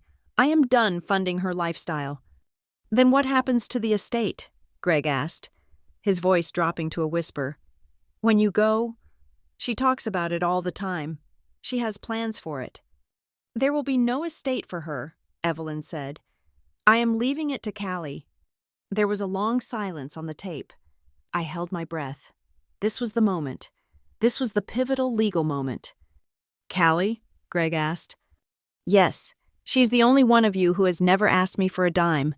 She is the only one who comes here just to drink coffee and talk. She is the executor, Greg. And she gets the bulk of the assets." "Does Tessa know?" "No, and you are not going to tell her." Another long pause. Then, my father spoke, his voice sober and devastatingly sad. "Good." "Good?" Evelyn sounded surprised. "Callie deserves it," Greg said. She is better than us. Mom, she is tough. Tessa would eat me alive if I got that money. I would drink it away or she would spend it. But Callie will protect it. She is the only one who ever really loved you without a price tag." "You sound like you are relieved," Evelyn said. "I am," Greg whispered. "Just do not tell Tessa I said that. She would kill me." The recording ended. Silence filled my apartment. Noah looked at me, his mouth slightly open. "That is it," Noah said softly. "That is the ball game." "He knew," I said, wiping my face. "He knew I was getting the money, and he agreed with it." "It destroys their entire case," Noah said, pacing rapidly now, his excitement building. "Tessa's whole argument is that you manipulated Evelyn behind Greg's back, that Greg would be devastated if he knew, that Evelyn deceived her son. But this tape? It proves Greg was aware. It proves he conceded that you were the rightful heir. It proves he admitted to being coerced by Tessa to ask for money. It proves he loved me," I whispered. In his own broken, messed-up way, he wanted me to have it because he knew he was not strong enough to keep it from her. I looked at the wall of my living room. I had taped up the bank statements, the timeline of the loans, the notes from Marianne's ledger, and the profile of Lydia Heron. It was a murder board, but we were not solving a murder. We were solving the assassination of a family. The pieces were all there. The pattern of financial abuse, the serial litigation, the hidden accounting, and now, the voice of the dead man himself, absolving me of the very crime I was accused of. I stood up and walked to the wall. I pinned a printout of the audio file's metadata right in the center, connecting Greg to Evelyn. She said I was cold, I said, looking at the picture of Tessa I had taped up. She told the world I was a predator. I turned to Noah. She has no idea what a predator looks like, but she is about to find out. What is the next step? Noah asked. We do not just file for summary judgment, I said, my voice hard. We file a countersuit. We use the Aurora evidence to prove abuse of process. We prove she is filing this lawsuit in bad faith to defraud the estate. We go after her. Noah, we do not just defend the shield. We swing the sword. I looked down at the control key. It was not just a key anymore. It was a gavel, and I was ready to bring it down. The invitation arrived via a courier, not a text message, which was Tessa's way of saying this was official business disguised as a social call. She wanted to meet at the Obsidian, a steakhouse in downtown Denver where the lighting was low. The wine list was thicker than a Bible, and the booths were high-backed enough to hide a conspiracy. The message was short. Greg would want us to talk like family. Please, 7 in the evening. I arrived at 6:55. I was wearing my court armor, a navy suit, a white silk blouse, and heels sharp enough to puncture a lung. I was not going there to make peace. I was going there to see how scared she was. Noah was already inside. He was sitting at the bar, nursing a club soda, his back to the room. We had agreed he would stay out of sight, monitoring the situation, ready to intervene if Tessa tried anything legally compromising. I walked past him without acknowledging him, though I saw his reflection nod in the mirror behind the bar. Tessa was waiting in a corner booth. She looked immaculate.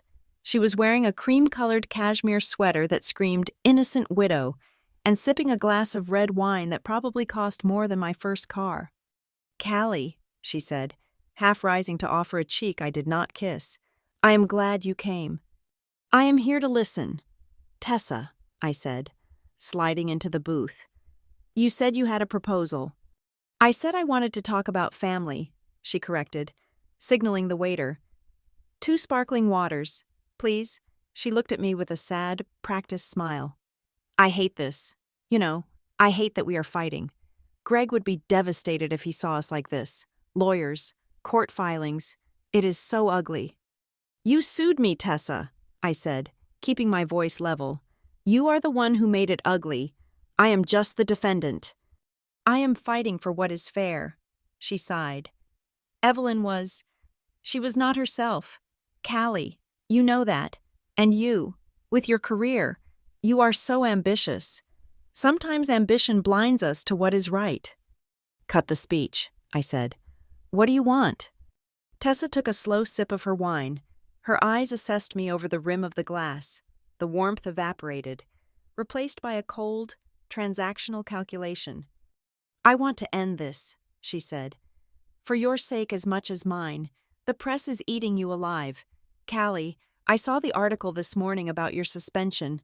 It must be humiliating to work so hard for a reputation and watch it vanish in a week." "I will get it back," I said.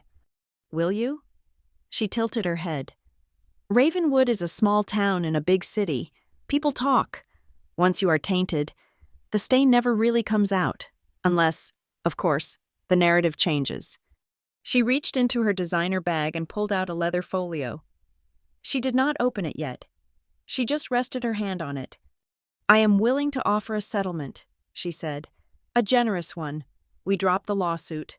We issue a joint statement saying that after reviewing the medical records, the family is united. I will go on television. I will tell them I was mistaken, that my grief clouded my judgment, and that you are the loving granddaughter I know you are. I can fix your image. Callie, I can give you your life back."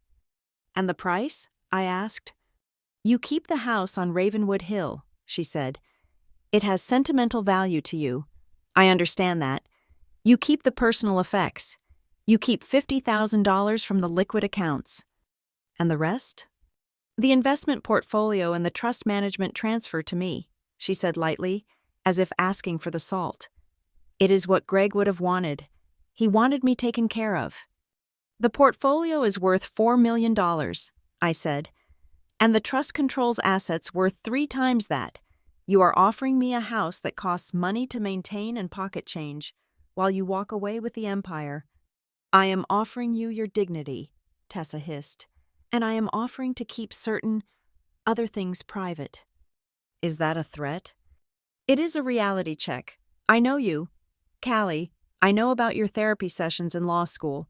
I know about the stress leave you took 3 years ago. If this goes to trial, everything comes out. I will paint you as unstable, and I will have the documentation to prove it. Do you really want your medical history read into the court record? I stared at her. It was a bluff. My stress leave was 3 days off after I prosecuted a child murder case. It was standard procedure, but she would twist it. I am not accepting that deal, I said. Tessa sighed, looking disappointed. She opened the leather folio. I was afraid you would say that. You always were stubborn, just like Evelyn. But there is something you do not know. Something Greg did. She slid a document across the table. It was a single page, photocopied. Greg knew Evelyn was getting difficult, Tessa said softly. He knew she might try to cut him out. So, 6 months ago, he signed this. It is an assignment of expectancy interest. I looked down at the paper. My stomach dropped. It was a legal document in which Gregory Rhodes assigned all his future rights to any inheritance from Evelyn Rhodes to his wife, Tessa Rhodes. He signed over his inheritance, I whispered, before he even got it. He wanted to make sure I was safe, Tessa said, her voice dripping with fake sympathy. He knew you would try to take it all. He told me, Tessa, if Mom dies, Callie is going to try to leave you with nothing. I cannot let that happen. He chose me. Callie, even from the grave. He chose me. I felt a crack in my chest. It was a physical pain. I had spent the last week telling myself that my father was weak, that he was a victim of her manipulation. But this was active betrayal. He had signed away his mother's legacy to this woman. He had signed away my birthright. He did not tell you because he knew you would be jealous, Tessa said. Reaching out to touch my hand, I pulled back as if she were radioactive. He loved you, but he knew you were difficult. He trusted me to manage the family finances. I need a moment, I said, my voice shaking. I stood up. I am going to the restroom. Tessa smiled. She thought she had won. She thought the emotional blow had shattered me. Take your time, sweetie. I walked toward the restrooms, but I did not go in. I stopped in the narrow hallway near the kitchen, out of sight. My phone buzzed. It was Noah. Noah, do not react. I saw the paper she slid you. I have a copy of that document already. The vault scraped it from the notary's cloud server. Callie, it looks real. Noah, that is his signature. Noah, look closer. The signature is shaky. The pen pressure is uneven. And the date? It was signed at 11:30 at night on a Saturday. The notary is a guy named Miller. He lost his license 2 weeks ago for notarizing documents without the signers present. He is on Marlowe's payroll. Callie, you think it is forged? Noah, I think it was coerced, or he was drunk, or both. But legally, it is garbage. An assignment of expectancy is invalid if the person making it was under duress. And we have the audio tape of him saying she was forcing him to ask for money. We can prove he was under her thumb. I leaned against the wall, breathing hard. It was not a choice. He had not chosen her over me. He had been bullied into signing a piece of paper by a woman who probably held a glass of bourbon in one hand and a threat in the other. It was not betrayal. It was abuse. My sadness evaporated. In its place, a cold, hard rage settled in my chest. It was the same feeling I got right before I delivered a closing argument. I walked back to the table. Tessa was checking her makeup in a compact mirror. She snapped it shut when I sat down. Did you have a good cry? She asked gently. It is okay. It is a lot to process. Greg loved us both, but he knew who was best equipped to handle the money. I am not going to sign your settlement, Tessa, I said. Tessa's face hardened. Did you not hear me? I have his assignment. I have his signature. Even if the will stands, His share, which he would have argued for, goes to me.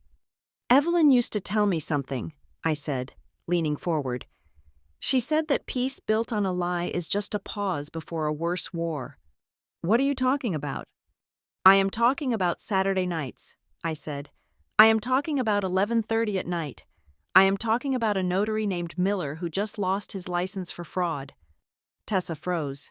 The color drained from her face so fast she looked like a marble statue.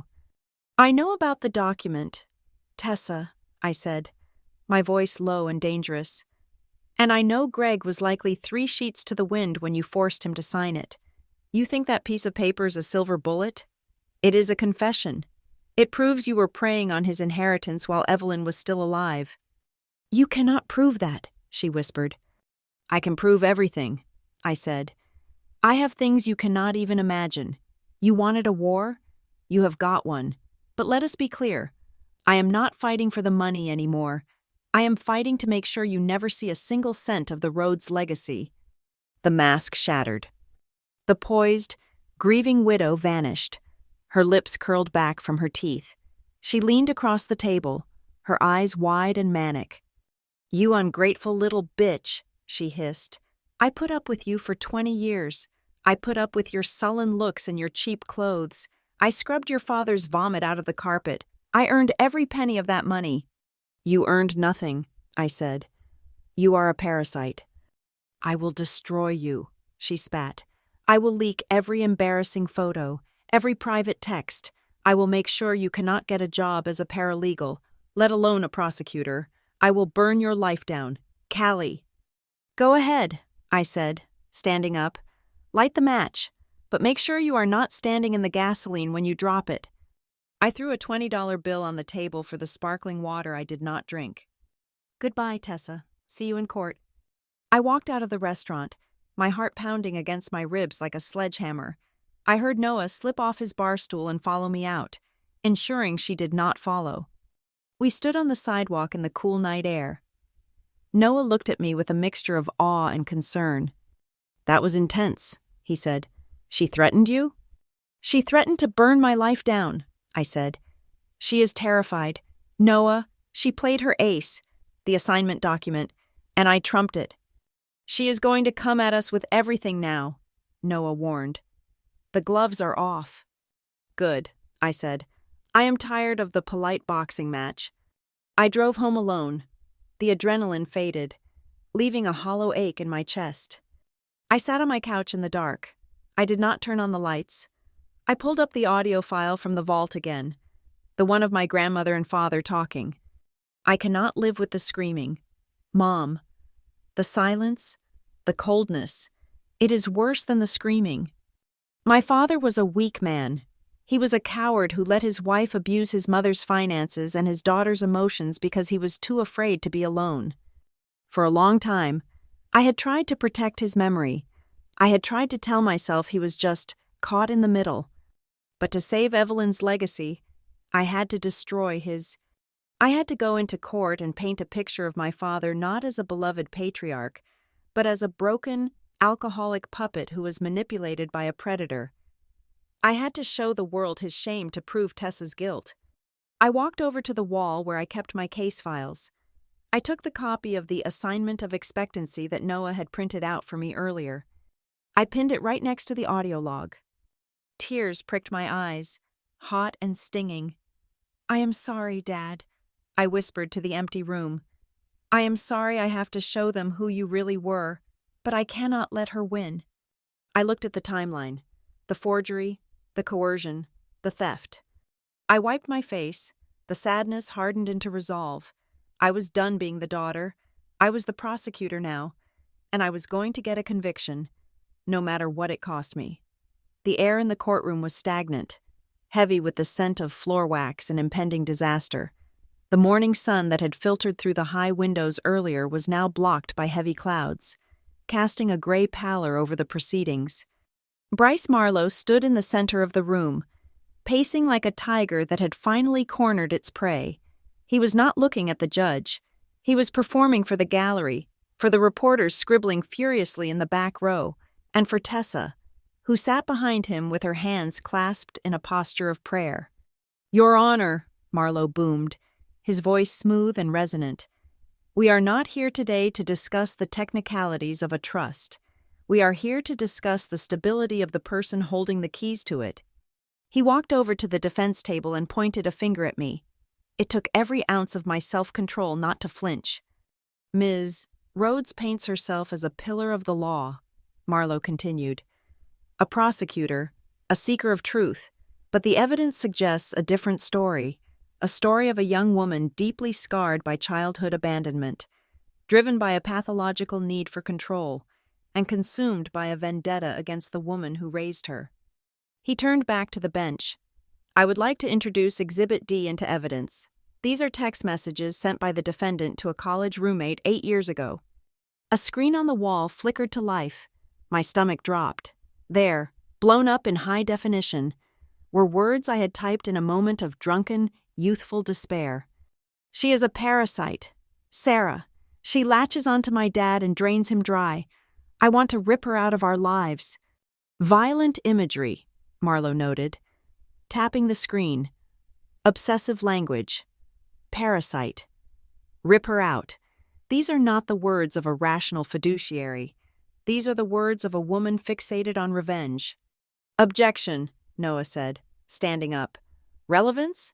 These texts are nearly a decade old." "They go to state of mind, Your Honor," Marlowe countered smoothly. "They establish a long-standing pattern of animosity that clouds the defendant's judgment, and they support our request." Marlowe paused for effect. "We are asking the court to order a full, independent psychiatric evaluation of Ms. Callie Rhodes before any assets are released to her control. We believe she suffers from a retributive control disorder stemming from unresolved childhood trauma, rendering her unfit to manage the estate." Judge Lockwood frowned, peering over her spectacles. "That is a significant request. Mr. Marlowe, you are asking me to question the competency of a seated officer of the court." "We are just asking for caution, Your Honor," Marlowe said, his voice dropping to a concerned whisper. "To shed light on this, I call Dr. Lucas Thorne to the stand." Dr. Thorne was a man I had never met in my life. He walked to the witness stand with the air of a man who charged $500 an hour just to breathe. He wore a tweed jacket and projected an aura of academic superiority. After being sworn in, Marlowe led him through a series of hypothetical questions that were thinly veiled attacks on my character. "Dr. Thorne," Marlowe asked, "in your expert opinion, how does a history of parental emotional neglect affect a child's relationship with money and power in adulthood?" "It often creates a compensation mechanism," Dr. Thorne said, looking directly at the judge. "The subject feels powerless as a child, so as an adult, they seek careers that grant them authority, like law enforcement or prosecution. They use rules and finances to punish those they perceive as the abandoners. It is a classic abandonment schema. They do not want justice, they want retribution." "And would such a person be capable of acting impartially as an executor?" "Highly unlikely," Thorne said, shaking his head sadly. "Their judgment would be compromised by their need to settle the score. They would likely weaponize the estate to hurt the perceived enemy, even at their own expense." I sat there, freezing cold. It was a masterclass in character assassination. They were taking my life, my hard work, my career choice, my drive to protect victims, and twisting it into a pathology. They were saying I became a prosecutor not because I cared about justice, but because I was a broken little girl trying to punish her daddy. I looked at Judge Lockwood. She was taking notes. She looked concerned. The narrative was working. If she ordered a psych evaluation, the news would leak instantly. Prosecutor ordered to undergo mental health check. My cases would be reviewed. My credibility would be shattered. Tessa could drag the evaluation out for months, bleeding the estate dry in legal fees while I sat on the sidelines. "Ms. Rhodes," Judge Lockwood said, looking directly at me. "These are serious characterizations. I have to consider the safety of the assets. If there is a question of stability—" "Your Honor," Noah interrupted, his voice tight, "we request a brief recess." 15 minutes, the judge said, banging her gavel. We retreated to a small conference room off the main hallway. As soon as the door clicked shut, I slumped against the wall. My hands were shaking. They are winning. Noah, I whispered. Lockwood is buying it. Thorne sounds credible. If she orders that eval, I am done. My boss, Dana, said one more scandal and I am out. Marlowe is dirty, Noah said, pacing the small room. Thorne is a hired gun. He testifies in high-conflict divorces all the time, but we need to prove it now. We cannot wait for cross-examination. I looked at my bag sitting on the table. Inside, the black metal cards seemed to hum with a silent energy. Remember the evidence when they doubt your mind. Evelyn's voice echoed in my head. The control key, I said, looking up. Noah stopped pacing. What? Evelyn said she prepared for this, I said, grabbing my bag. She said they would call me crazy. She said, remember the evidence. We have used the financial data. But what else is in the Aurora system? We only pulled the ledgers, Noah said. We did not look at the personal files. I pulled out the black card. Call them now. Noah pulled out his phone and dialed the direct line for Mr. Sterling at the Aurora Trust. He put it on speaker. Sterling speaking? Mr. Sterling, this is Noah Calder and Callie Rhodes. We are in a recess. We need to know if the Tier 2 protocol contains any medical or psychological data regarding the beneficiaries. One moment. Sterling's voice was crisp. We heard the sound of typing. The protocol includes a subdirectory labeled Competency Verification. It contains 2 folders. What is in them? I asked, holding my breath. Folder A contains the monthly cognitive assessments of Mrs. Evelyn Rhodes, dating back 5 years. Sterling read, Folder B is labeled Executor Vetting. It contains a copy of a Level 4 background and psychological screening conducted by the District Attorney's Office 3 years ago. I gasped. My hiring file. Correct, Sterling said. It appears Mrs. Rhodes paid a private investigator to obtain a copy of your security clearance dossier. It includes the full MMPI-2 evaluation and the psychiatrist's sign-off for your fitness to handle high-stress criminal prosecution. She kept my report card, I whispered, tears pricking my eyes. She had stolen my background check not to spy on me, but to prove I was sane. There is something else, Sterling added. The system automatically scraped all email communications related to the estate from known hostile parties as part of the defense protocol. I have a folder here of emails intercepted from the domain marlowlaw.com. Noah's eyes went wide. Send it all, he commanded. Send it to the secure server at the courthouse, right now. Transmitting, Sterling said. We walked back into the courtroom 2 minutes later. The air felt different now. I was not the scared girl anymore. I was the prosecutor holding a smoking gun. Judge Lockwood looked up. Are we ready to proceed, Mr. Calder? We are, Your Honor, Noah said. He did not sit down. He walked to the podium, holding a tablet. Before you rule on the motion for a psychiatric evaluation, the defense would like to submit new evidence regarding the mental fitness of both the deceased and the executor, and perhaps more importantly, the credibility of the plaintiff's expert witness. Marlowe stood up. Objection. This is an ambush. It is rebuttal evidence, Your Honor, Noah said calmly, and it goes directly to the heart of Dr. Thorne's testimony.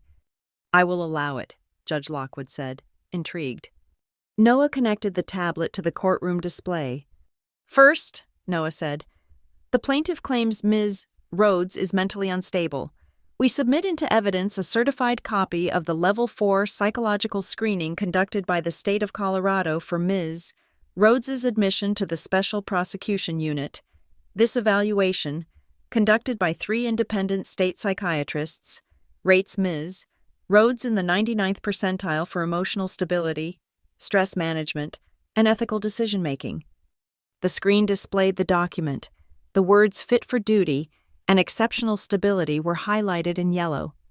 This is an evaluation required for someone who carries a badge and prosecutes murderers, Your Honor, Noah said. If the state trusts her with the power to imprison, I believe this court can trust her with a bank account. Tessa shifted in her seat. Her face was losing color. Second, Noah continued, swiping the screen. Regarding Dr. Thorne's independent analysis, the trust security protocols captured an email chain sent 3 weeks ago between Mr. Marlowe and Dr. Thorne. The courtroom went silent. Marlowe froze. An email appeared on the screen. From B. Marlowe. To L. Thorne. Subject, The Rhodes Narrative. Lucas, we need to hit the daddy issues angle hard. She is a prosecutor. So frame her drive for justice as a pathology. Use terms like retributive control. Make her sound dangerous. The judge needs to be scared to give her the money. Do not worry about meeting her. A profile based on history is enough. A collective gasp rippled through the gallery. The reporters were typing so fast it sounded like rain. Judge Lockwood stared at the screen. Then she turned her head slowly to look at Dr. Thorne, who was suddenly finding the pattern of the floor tiles very interesting. Then she looked at Marlowe. The look on her face was terrifying. It was the look of a judge who realized her courtroom was being used as a stage for a con. Mr. Marlowe, Judge Lockwood said. Her voice was very quiet, which was always a bad sign. Is this email authentic? Marlowe stammered. Your Honor, I object to the provenance of this digital evidence. It was obtained illegally. It was obtained via a pre-existing security protocol established by the decedent to protect the estate from fraud. Noah interjected. It is admissible under the crime-fraud exception to attorney-client privilege. Your Honor, Mr. Marlowe was conspiring to present false testimony. Judge Lockwood stood up. She picked up the motion for the psychiatric evaluation and ripped it in half. The sound of tearing paper echoed in the silence. The motion for a psychiatric evaluation is denied with prejudice, she declared. Ms. Rhodes has proved her competency beyond a shadow of a doubt. Furthermore, Mr. Marlowe, I am referring this email chain to the State Bar Association for immediate review regarding subornation of perjury. She leaned over the bench, glaring at the doctor. And Dr. Thorne, you are dismissed. If you ever step foot in my courtroom again with a diagnosis of a patient you have never met, I will hold you in contempt so fast your head will spin. Get out. Dr. Thorne practically ran from the stand. Marlowe sank into his chair, looking like a man who had just watched his career catch fire. Tessa sat alone. The wall of legal protection she had bought was crumbling. She looked at me, and for the first time, I saw the realization hit her. She had tried to question my mind, but my grandmother had already bulletproofed it. We will adjourn for the day, Judge Lockwood said, her voice dripping with disgust. We will reconvene tomorrow for final arguments. And Mr. Marlowe, I suggest you bring a very good explanation, or a toothbrush, because you might be spending some time in a holding cell. All rise. I walked out of the courtroom. The hallway felt wider, brighter. I reached into my bag and wrapped my fingers around the black metal card. It felt warm, vibrating with the heat of the electronics it had just powered. Evelyn had not just left me money. She had not just left me a house. She had left me a shield. She had known they would try to break me, not just financially, but psychologically. She had known they would try to make me doubt my own sanity. So she had preserved the truth in a vault of steel and silicon. I took a deep breath. My mind was clear. My hands were steady. Tessa had tried to trap me in the past, in the trauma of a crying 8-year-old girl, but the card had set me free. I was not the victim anymore. I looked at Noah, who was grinning like a shark who had just tasted blood. You were right, I said. It is not just a key. No, Noah said. It is a weapon. I walked out the double doors into the afternoon light, ready to finish this. The courtroom was packed to the rafters. It seemed the entire legal community of Ravenwood had turned out to watch the spectacle. There were reporters squeezed onto the wooden benches, sketching furiously in their notepads. There were junior associates from rival firms, whispering behind their hands. I even spotted 2 men in the back row whom I had prosecuted for embezzlement 3 years ago. They were looking at me not with malice, but with a strange, morbid curiosity. They wanted to see if the prosecutor could handle the heat when she was the one in the hot seat. I sat at the defendant's table, my back straight, my hands clasped over the cold metal of the black card which I had slipped into my pocket for strength. Noah sat beside me, organizing his digital files with the precision of a surgeon preparing for an amputation. "All rise," the bailiff bellowed. Judge Lockwood entered. The air in the room shifted. She looked tired, her patience clearly worn thin by the previous day's antics regarding the psychiatric evaluation. She took her seat and looked down at Marlowe. "Call your first witness, counselor," she said, "and let us try to stick to the facts today." Marlowe stood up, buttoning his jacket. He looked less arrogant than yesterday, but his eyes were still hard. The plaintiff calls Tessa Rhodes to the stand. Tessa rose. She was a study in sympathetic geometry. Every angle of her body was softened. She wore a modest gray dress, pearl earrings, and very little makeup. She walked to the stand with a slight hesitation, as if the grief were a physical weight dragging her down.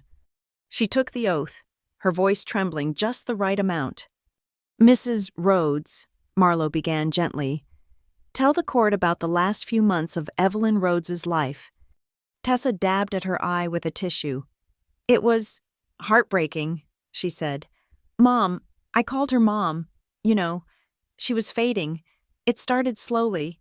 She would forget where she put her glasses. Then she would forget what day it was. By the end, she was calling me by her sister's name. She was confused, scared, and so vulnerable." "And how did the defendant, Callie Rhodes, interact with her during this time?" Tessa looked at me. Her eyes were filled with a sadness so manufactured it made my teeth ache. "Callie was intense," Tessa whispered. "She would come over late at night. She would take Evelyn into the study and close the door. I would hear them arguing. Evelyn would come out looking exhausted. I think Callie was pressuring her. She kept telling Evelyn that Greg and I were bad with money, that we were going to ruin the family. She isolated her. She made Evelyn afraid of her own son." "Did your husband, Greg, know about this?" "It broke his heart," Tessa sobbed. "He loved his mother, but Callie, she poisoned that relationship. The will that was read, that was not Evelyn's voice. That was the product of fear. Callie threatened to abandon her if she did not sign it. I know she did." The gallery murmured. It was a compelling story. The loving daughter-in-law, the senile matriarch, and the ambitious, cruel granddaughter. "Your witness," Marlowe said, sitting down with a satisfied nod. Noah stood up. He did not look aggressive. He looked polite, almost bored. He walked to the podium and placed his tablet down. "Mrs. Rhodes," Noah said, "you stated that Evelyn was fading and confused for the last 6 months of her life. Is that correct?"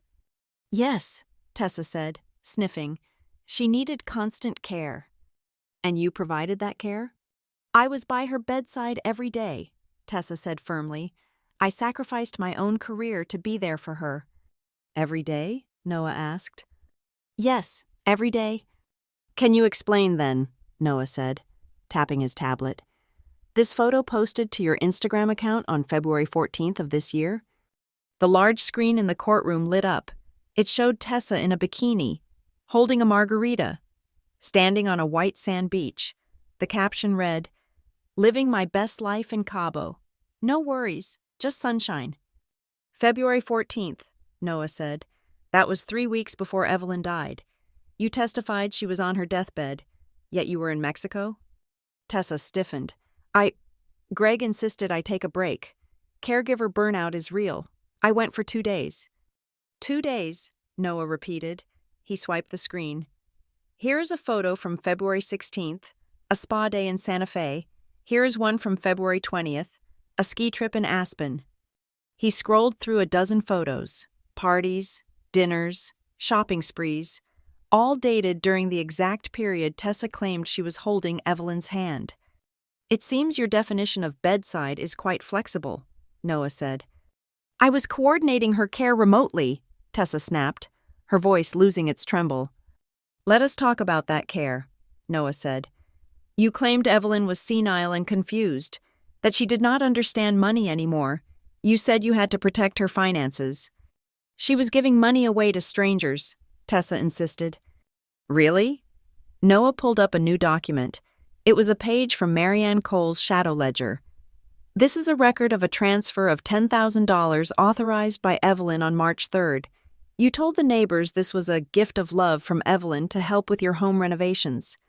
It was, Tessa said. She wanted us to have a nice kitchen. Then why? Noah asked, pointing to the handwritten note in the margin. Did Evelyn write this next to the entry? He read the note aloud. Tessa says if I do not give her the money for the granite countertops, she will stop bringing Greg to visit. It is blackmail. But I want to see my son. The courtroom went dead silent. That is a forgery, Tessa cried, gripping the railing of the witness stand. She never wrote that. We have a handwriting expert ready to testify that she did, Noah said calmly. But let us move on. You claim that the idea of Evelyn being mentally incompetent is a new observation, something you only noticed recently. It was recent, Tessa said. It happened fast. Then can you explain this? Noah played a video file. It was a deposition from Lydia Heron, the sister of Tessa's first husband. Her face was pixelated to protect her privacy, but her voice was clear. She used the same lines on my brother. The voice on the video said, word for word. She told the judge, he is confused. He is vulnerable. He needs me to protect him. She isolated him from us, and the minute he died, she sued to invalidate the will because he left money to his kids. Tessa's face turned a pale, sickly gray. That woman is a liar, Tessa hissed. She hated me. She is a witness to a pattern, Mrs. Rhodes, Noah said. A pattern of you entering a family, isolating the asset holder, and then claiming incompetence when you do not get the payout.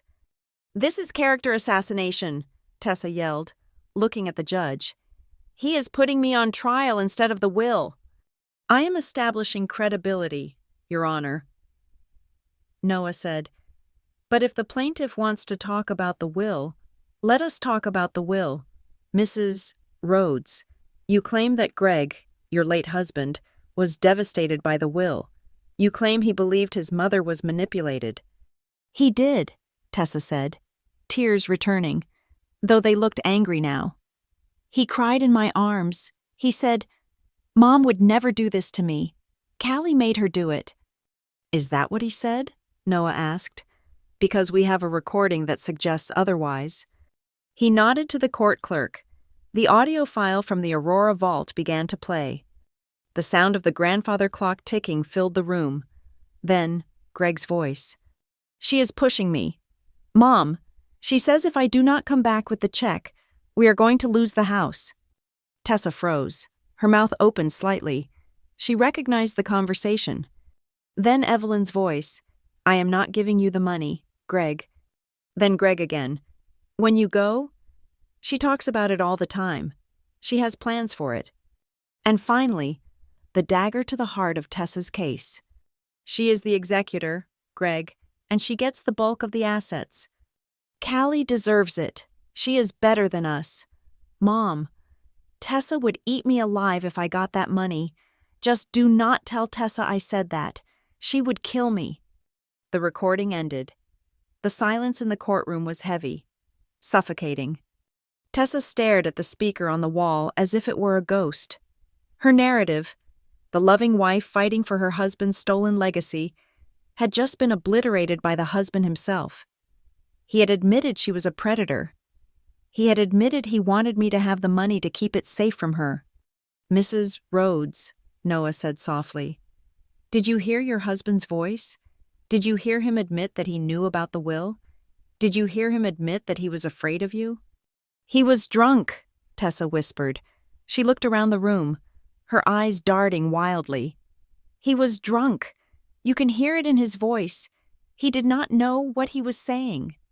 He sounded very clear about one thing, Noah said. He knew you chose his mother's wallet over his mother. No further questions. Tessa stumbled down from the stand. She did not look at the jury. She did not look at her lawyer. She looked at the floor. The defense calls Callie Rhodes, Noah said. I stood up. My legs felt heavy, but my head was clear. I walked to the stand and took the oath. Marlowe tried to cross-examine me, but his heart was not in it. He knew the ship was sinking. "Ms. Rhodes?" Marlowe asked, trying to salvage something. "You admit you had a strained relationship with your father?" "Yes," I said clearly. "I was angry with him, for years. I was angry that he let Tessa treat me like an employee in my own home. I was angry that he never stood up for me." "So you punished him," Marlowe said, "by taking his inheritance." "No," I said. "I protected him, and I protected my grandmother. I did not ask for the money. I never asked her for a dime. I visited her because she was the only person who loved me without conditions." "Do you have proof of that?" Marlowe sneered. "Besides your word?" "I do," I said. "I have the visitor logs from the Ravenwood Gated Community Security Desk. They show I visited Evelyn 104 times in the last 2 years. Do you know how many times Tessa visited? 12. And every single one of those visits coincided with a withdrawal from Evelyn's bank account." Marlowe shuffled his papers, looking for an escape. "Let us go back to the funeral. You created a scene. You were hysterical. Tessa tried to comfort you, and you shoved her away. That shows a violent, unstable temperament." "That is not what happened," I said. "We have the video," Marlowe said, pointing to the screen where the viral clip was queued up. "The whole world has seen it." "The whole world saw a clip edited by your client's public relations team," I said. "My attorney has the full, unedited security footage from the cemetery grounds." Noah stood up. "Permission to play Defense Exhibit F, Your Honor." "Granted," Judge Lockwood said. She looked like she was enjoying this.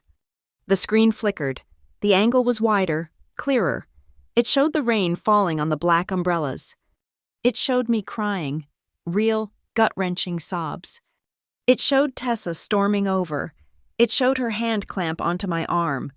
The high-definition screen clearly showed the fabric of my jacket bunching up under the force of her grip. It showed her leaning in, her face twisted in a snarl. Then it showed her raise her hand. The gasp from the gallery was audible. She was going to slap me, at a funeral. Then, Evelyn stepped into the frame. She looked small, but she moved with a fierce speed. She shoved her cane between us. She said something. We could not hear the words, but the body language was unmistakable. It was a lioness protecting her cub.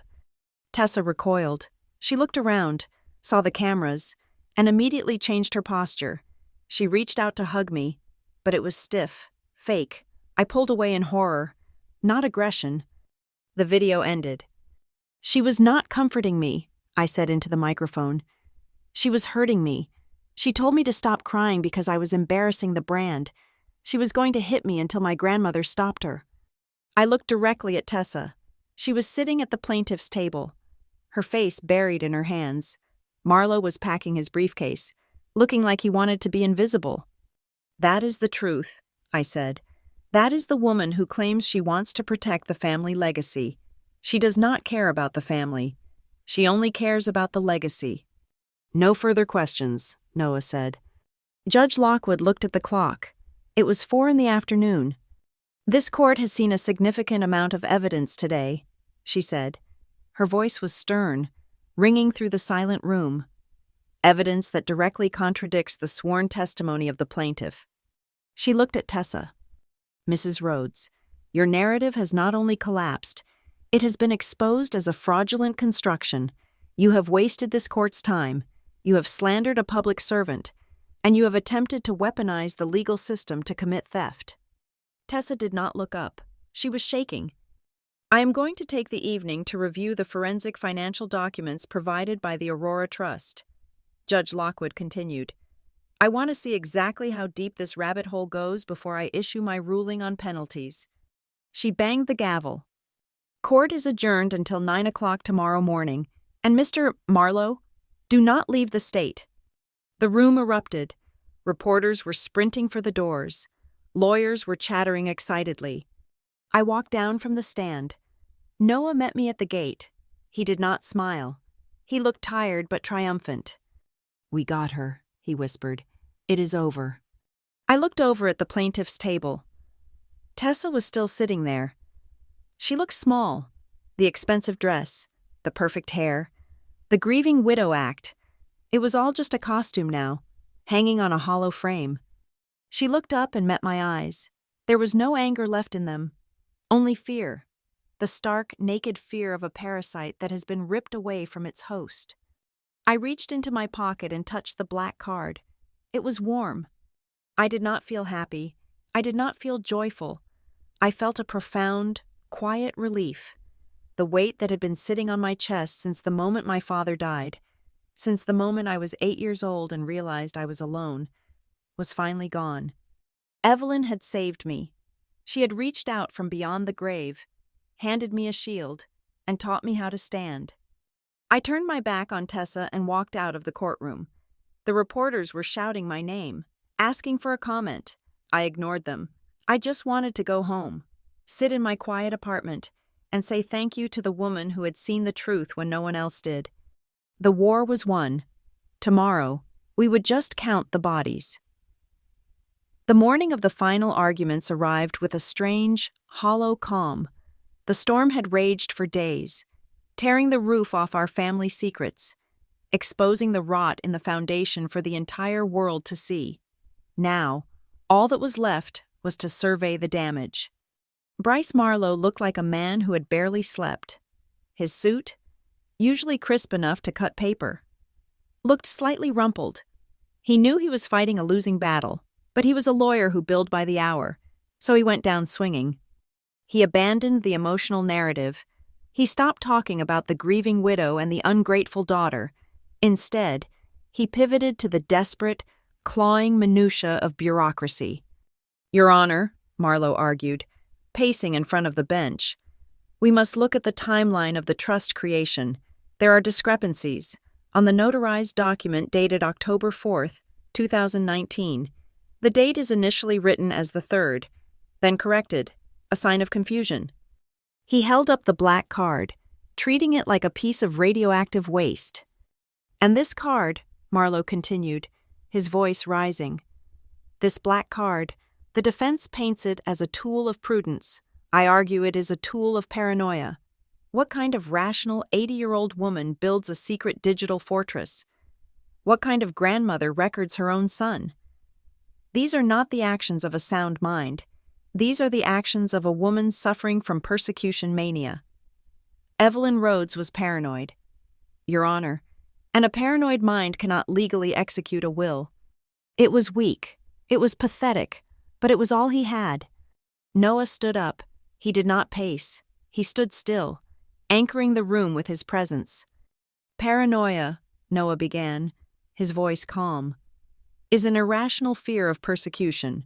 But, Your Honor, as we have demonstrated over the last 3 days, Evelyn Rhodes was not imagining enemies. Her enemies were sleeping in her guest room. They were driving cars bought with her medical savings. They were forging her signature on checks." Noah walked over to the exhibit table and picked up the black card. "Evelyn Rhodes was a forensic accountant for 40 years, Noah said. She spent her life tracking thieves. When she realized the thieves were her own son and daughter-in-law, she did not go crazy. She went to work. This vault was not built out of fear. It was built out of evidence. She prepared for this lawsuit because she knew Tessa Rhodes better than Tessa knew herself." Noah turned to the judge. "We have shown the timeline of exploitation, spanning a decade. We have shown the independent medical evaluations proving her sanity. We have shown the precedent of the plaintiff suing previous estates. We have heard the confession of Gregory Rhodes himself. The only confusion in this case, Your Honor, is Mr. Marlowe's confusion between a victim and a mastermind." "I would like to close," Noah said, "with one final word from Evelyn herself." He pressed a button. The screens in the courtroom lit up one last time. It was a clip from the video in the vault that we had not played yet. Evelyn was looking directly at the camera. She looked tired, but her eyes were fierce. "I am leaving my assets to the one person who never treated me like a wallet," Evelyn said. "Callie never asked for a cent. She just asked for my time. If Greg and Tessa are watching this in a courtroom, It is because they sued. It is because their greed outweighed their shame. So let the record show that I saw them. I saw them clearly, long before they walked into this court, and I chose to protect what was mine." The video cut to black. Judge Lockwood stared at the blank screen for a long moment. The silence in the room was absolute. Even the reporters had stopped typing. "We will take a 30-minute recess," Judge Lockwood said, gathering her robes. "Do not go far." The 30 minutes felt like 30 years. Tessa sat at her table, staring at her hands. She looked like she was shrinking, physically collapsing in on herself. Marlowe was on his phone, likely checking job listings in another state. When the bailiff announced the judge's return, the air in the room seemed to vibrate. Judge Lockwood did not sit down immediately. She stood behind her bench, holding a sheaf of papers. "I have written my judgment," she said, her voice ringing out. "And I am going to read it in its entirety, because this case is not just about a will. It is a case study in a specific, ugly kind of domestic abuse that is becoming all too common." She put on her glasses. "In the matter of the estate of Evelyn Rhodes," she read, "the court finds the last will and testament to be entirely valid. The court finds that the decedent, Evelyn Rhodes, was of sound mind, exceptional clarity, and possessed a terrifyingly accurate understanding of her family dynamics." I let out a breath I did not know I was holding. "The allegations of incapacity and undue influence brought by the plaintiff are hereby dismissed with prejudice," Lockwood continued. "Furthermore, the court finds that this lawsuit was frivolous, malicious, and brought in bad faith for the purpose of defrauding the rightful beneficiary." Tessa let out a small, strangled sob. "Therefore," Lockwood said, looking directly at Tessa, "I am ordering the plaintiff, Tessa Rhodes, to pay all legal fees incurred by the estate and the defendant, every billable hour, every filing fee, every cent." Marlowe winced. That would bankrupt her. "Additionally," the judge said, her voice turning icy, "I am unsealing the evidence regarding the assignment of expectancy document signed by Gregory Rhodes. I am referring that document, along with the audio recordings of coercion, to the District Attorney's Special Prosecution Unit for investigation into potential elder abuse and fraud." My office. She was sending the case to my office. Finally, Judge Lockwood turned her gaze to Marlowe. "Mr. Marlowe, your conduct in this trial, specifically the coordination of testimony with an expert witness, has been reprehensible.